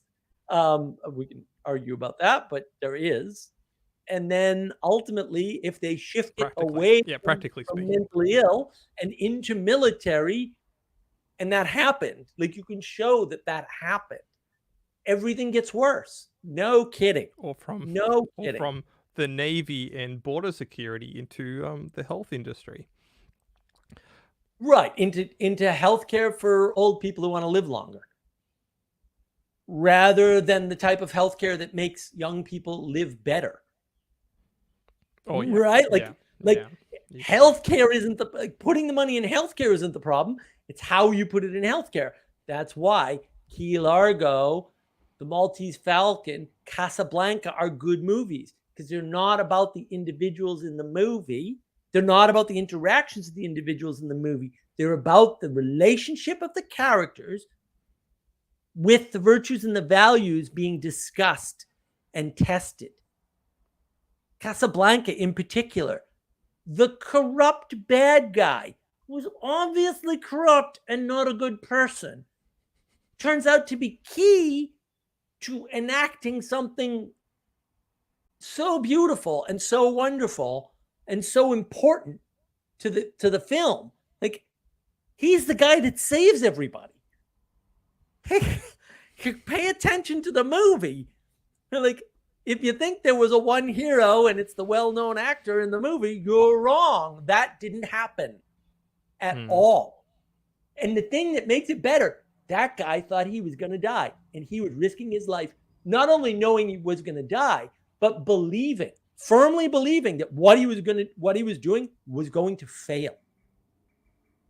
And he does it anyway and gets surprised by the bad guy, who is obviously bad, and says, well, I may be a bad guy, but I'm not that bad. I'm going to redeem everybody and save the whole thing. And if you didn't see that in the movie, you missed the film. But it's a love story, Mark. Oh, yeah. Yeah. It is. Well, and that's the funny part. He loves her so much but he loves the virtue more. And like, it is a love story, but it's not a love story about a man and a woman. It's a love story about the love of virtue. And if you didn't see that, you missed the film. Benjamin Franklin. I worry about this resonance issue a lot. I feel the same way when reading certain 20th century philosophers. There are no 20th century philosophers. There are 20th century sophists because their ideas are so contextual to their time. No, their ideas are wrong and stupid and about equivalent to a 4-year-old. Don't read them. I want to defend my idea about Black Mirror season 1, episode 2, forcing you out of individualism a little. At the end of the episode, the hero was individually successful, but there was a sadness because of context. See, contextual sadness in relation to one thing is still individualism. Like, again, we get fooled by individualism thinking there's more than one person in the scene and therefore it's not individualistic. That's not. Yeah. I think I need to start a campaign against this whole idea of the romantic comedy. I think that's a shibboleth that needs to go down. Those two things do not go together. They should not go together. And whoever incepted that on us, they've done a very high disservice. Like, a comedy traditionally is something that, works out well in the end. A romance is a long-lasting struggle for the betterment of society. Those two things do not go together. You read the romance of King Arthur, right? It's the romance of King Arthur has almost nothing to do with King Arthur, right? And it also, romance technically, it does not have a clear definition or clear ending. It is many things all cobbled together. So you can't get those two things. A comedy has to have an ending, whether a romance technically is beginning, middle, beginning. So yeah, so there's essentially there's many catharsis or points of catharsis in a romance, where a comedy has to have a clear, and then they got together, or then then Humpty Dumpty fell off the wall. Like it's almost pointless in some sense. But our idea of comedy is mixed up with amusement. Yes, and comedy and amusement are not the same thing. And it's weird, right? Because the comedy show is correct because you come away with a good feeling, and you're supposed to. Like, there's no point in a comedy skit or a comedy show where you're supposed to feel bad. Okay? And you are also amused, but you're not only amused at a comedy show. But amusement is a totally different thing. Right? That's the subversion of expectations in a good way. In other words, it's not the wolf eats Little Red Riding Hood, right? It's not that the boy and girl in the woods get eaten by the old lady, right? It's not those things. That's a subversion. That's a breaking of frame that is not amusing, right? It's informative, but it's not amusing. That's different fundamentally from amusement, which is a positive breaking of frame, where we're entertained, we're pleased, we're made happy, right? Which is different from true comedy, which, and it's weird because we actually talk about it the right way, but we think about it the wrong way. So you just don't have the sophistication. It's like and I will do videos on this. Well, I'm gonna, maybe I'll do it this weekend. I'm gonna break down book 7 of Plato and go through the cave and put this to bed, because I'm flamingly angry about everyone's mischaracterization of what Plato says about the cave.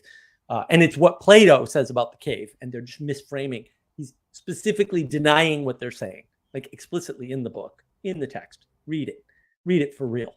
Don't project on it, right? So I'm going to go through this because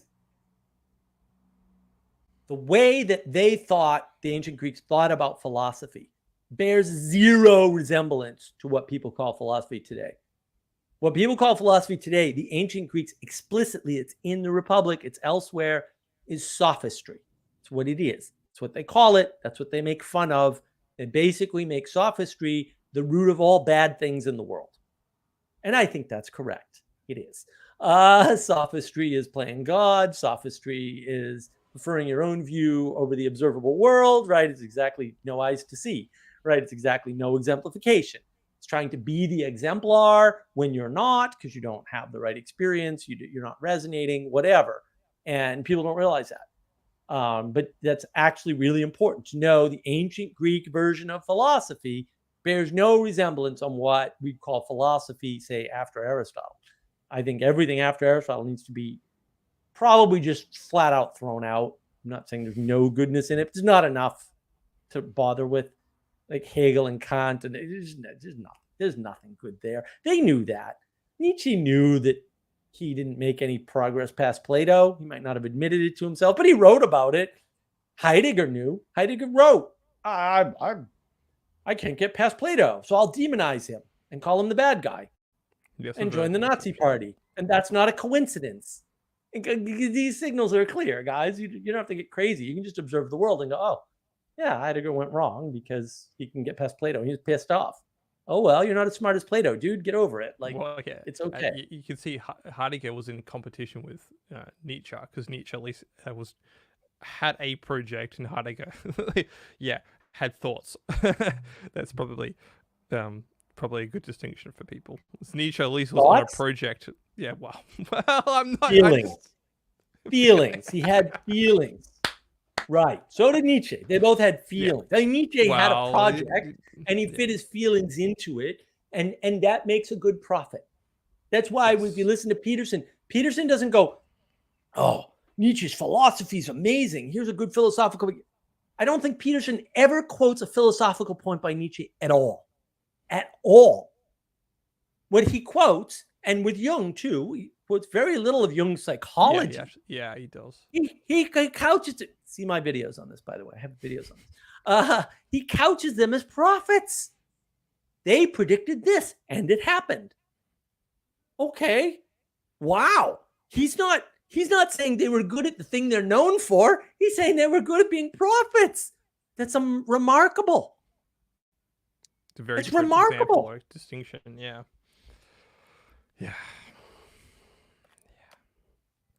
That's important too. It's important to realize that. Even Peterson knows these aren't good philosophers. They're good prophets. Well, that's more important, I would say, than being a good philosopher. There's that lack of discernment there, right, between knowing what a prophet is and what a philosopher is, and we'll be able to even understand what we've become so de-educated from the basic observance of the world. And which is more valuable? Is it more valuable to, quote, know something in the philosophical sense about the world, or to be able to predict what's going to happen? Because I'm going to argue for the prediction every time, and I'll die on that hill. So I don't think I'm going to have to, because I don't think you can assail that hill. Good luck to you, buddy. But I'll stand on that hill and live forever. Because, being able to predict the world is much more important than being able to philosophize about it, because philosophy doesn't provide predictions for anything. And it's not supposed to. Even the ancient Greeks knew this. Like, their version of philosophy doesn't do that. But like Immanuel Kant doesn't give you a manual for life. Like, I was a scumbag, first of all. That should be a good hint. Nietzsche was basically a Cheetos eating gamer in his mother's basement. Like, come on. Like, really? Like, come on, guys. And Heidegger becomes a Nazi. Like, are those the guys you want to exemplify? I don't want to have anything to do with any of that. I'm sorry. Maybe that makes me a bad person, but I don't think so. I think it makes me a good person for not wanting to exemplify bad people. There's a redemption in there. Maybe, but they're not asking for it, and I'm not giving it to them because I don't need to, because I got Plato and Aristotle. I don't need anything else. Actually, I got a copy of Aristotle's Basic Works the other day. It was a great deal. The older I get, the more I align to the vision of world that is being is better than becoming. I think you're constantly in a state of being. The world is open up to you. Your future is open up to you, but that does not make the future state better than the present state. So you have to be in the world and be Well, then that's the mistake of the Romantics. Some of the Romantics, depending on they overemphasize the potential over the actual, and it's not easy, right? And it's not a balance between future and present. You have to account for the past. The historical grounding matters a lot, because that actually does give you framing that you can rely on. Yes, the best. There's about 4 different camps of romantics. I'm not going to explain them all, but essentially, yeah, there's at least 2 halves that are progressive and 2 halves that are reactionary. That might be a good way to understand, but it's not just that clear. But that's the best way to understand it, in my opinion. Yeah, we have to become better men and women in order to fulfill the potential that is before us. And the only way to do that is to pursue holiness, essentially, and holiness in both senses of the holy with a W and holy with a H. Yes. So well said. Well said. Maybe that we can get some final thoughts, not to drag on more. Yeah. Well, I like that. I like that as final thoughts from you, Jesse. But if you got more, go ahead. If you can top that, please do. I told you this is my Rome. This is what I'm constantly thinking about. I get lost in different learning about history and going, but what am I doing now? And maybe it was a little bit strong on some people sometimes when I interact with them. It's like, what are you going to do about it? Because that's what I'm constantly asking myself. It's like, yes, you're in this challenge. You're this Muppet in this world, in this time and place with limited time. And resources and a limited potential, essentially. Like you do have an open potential, an open future before you, but your potential is actually quite limited because it's based upon the actions that you take in the present. Because in some sense, you're always in the state of becoming, but that does not, that is not the thing to emphasize. The thing to emphasize is what are you being right now, because the habits that you enact today will become what you will be in tomorrow. So in some sense, what you do today is what you'll be tomorrow, or what you face towards is what you will reflect. So if you want to have a great day tomorrow, your great day actually starts the night beforehand. That's one great way to think about it. So yeah, if you don't have clear goals and intentions, you won't have clear outcomes, or a clear set of data for your experiences, or you just won't develop. Yeah, it's brutal. It is brutal. Like your existence and your encounters in life will be painful. I don't think there is avoiding of that pain. I think in some sense the lessons that we can draw down from the Eastern religion are that pain is unavoidable. There is no escaping. Well, it's a good signal too. Like it's a good signal. Like that's the thing. It may be negative, but negative signals are good. And I think that's a good point to sort of, end on. And then I will add to that. I will say, look, the one question, and Sally Joe's here finally. Everything matters. Yes, Sally. And you're gonna like the way I'm gonna close this up, right? The one question that some people who actually pay attention really like is, how's that working out for you? Because there's the eyes to see. There's the contrast. Like, I had this idea that I was going to do this thing, but how's that working out for you right now? How is it the thing that you thought about a month ago or yesterday or last week actually unfolding now? Because that's what you need to see in order to make adjustments to manifest the thing in the future. This is how Peterson's past authoring, present authoring, future authoring programs work, because authoring is contrast,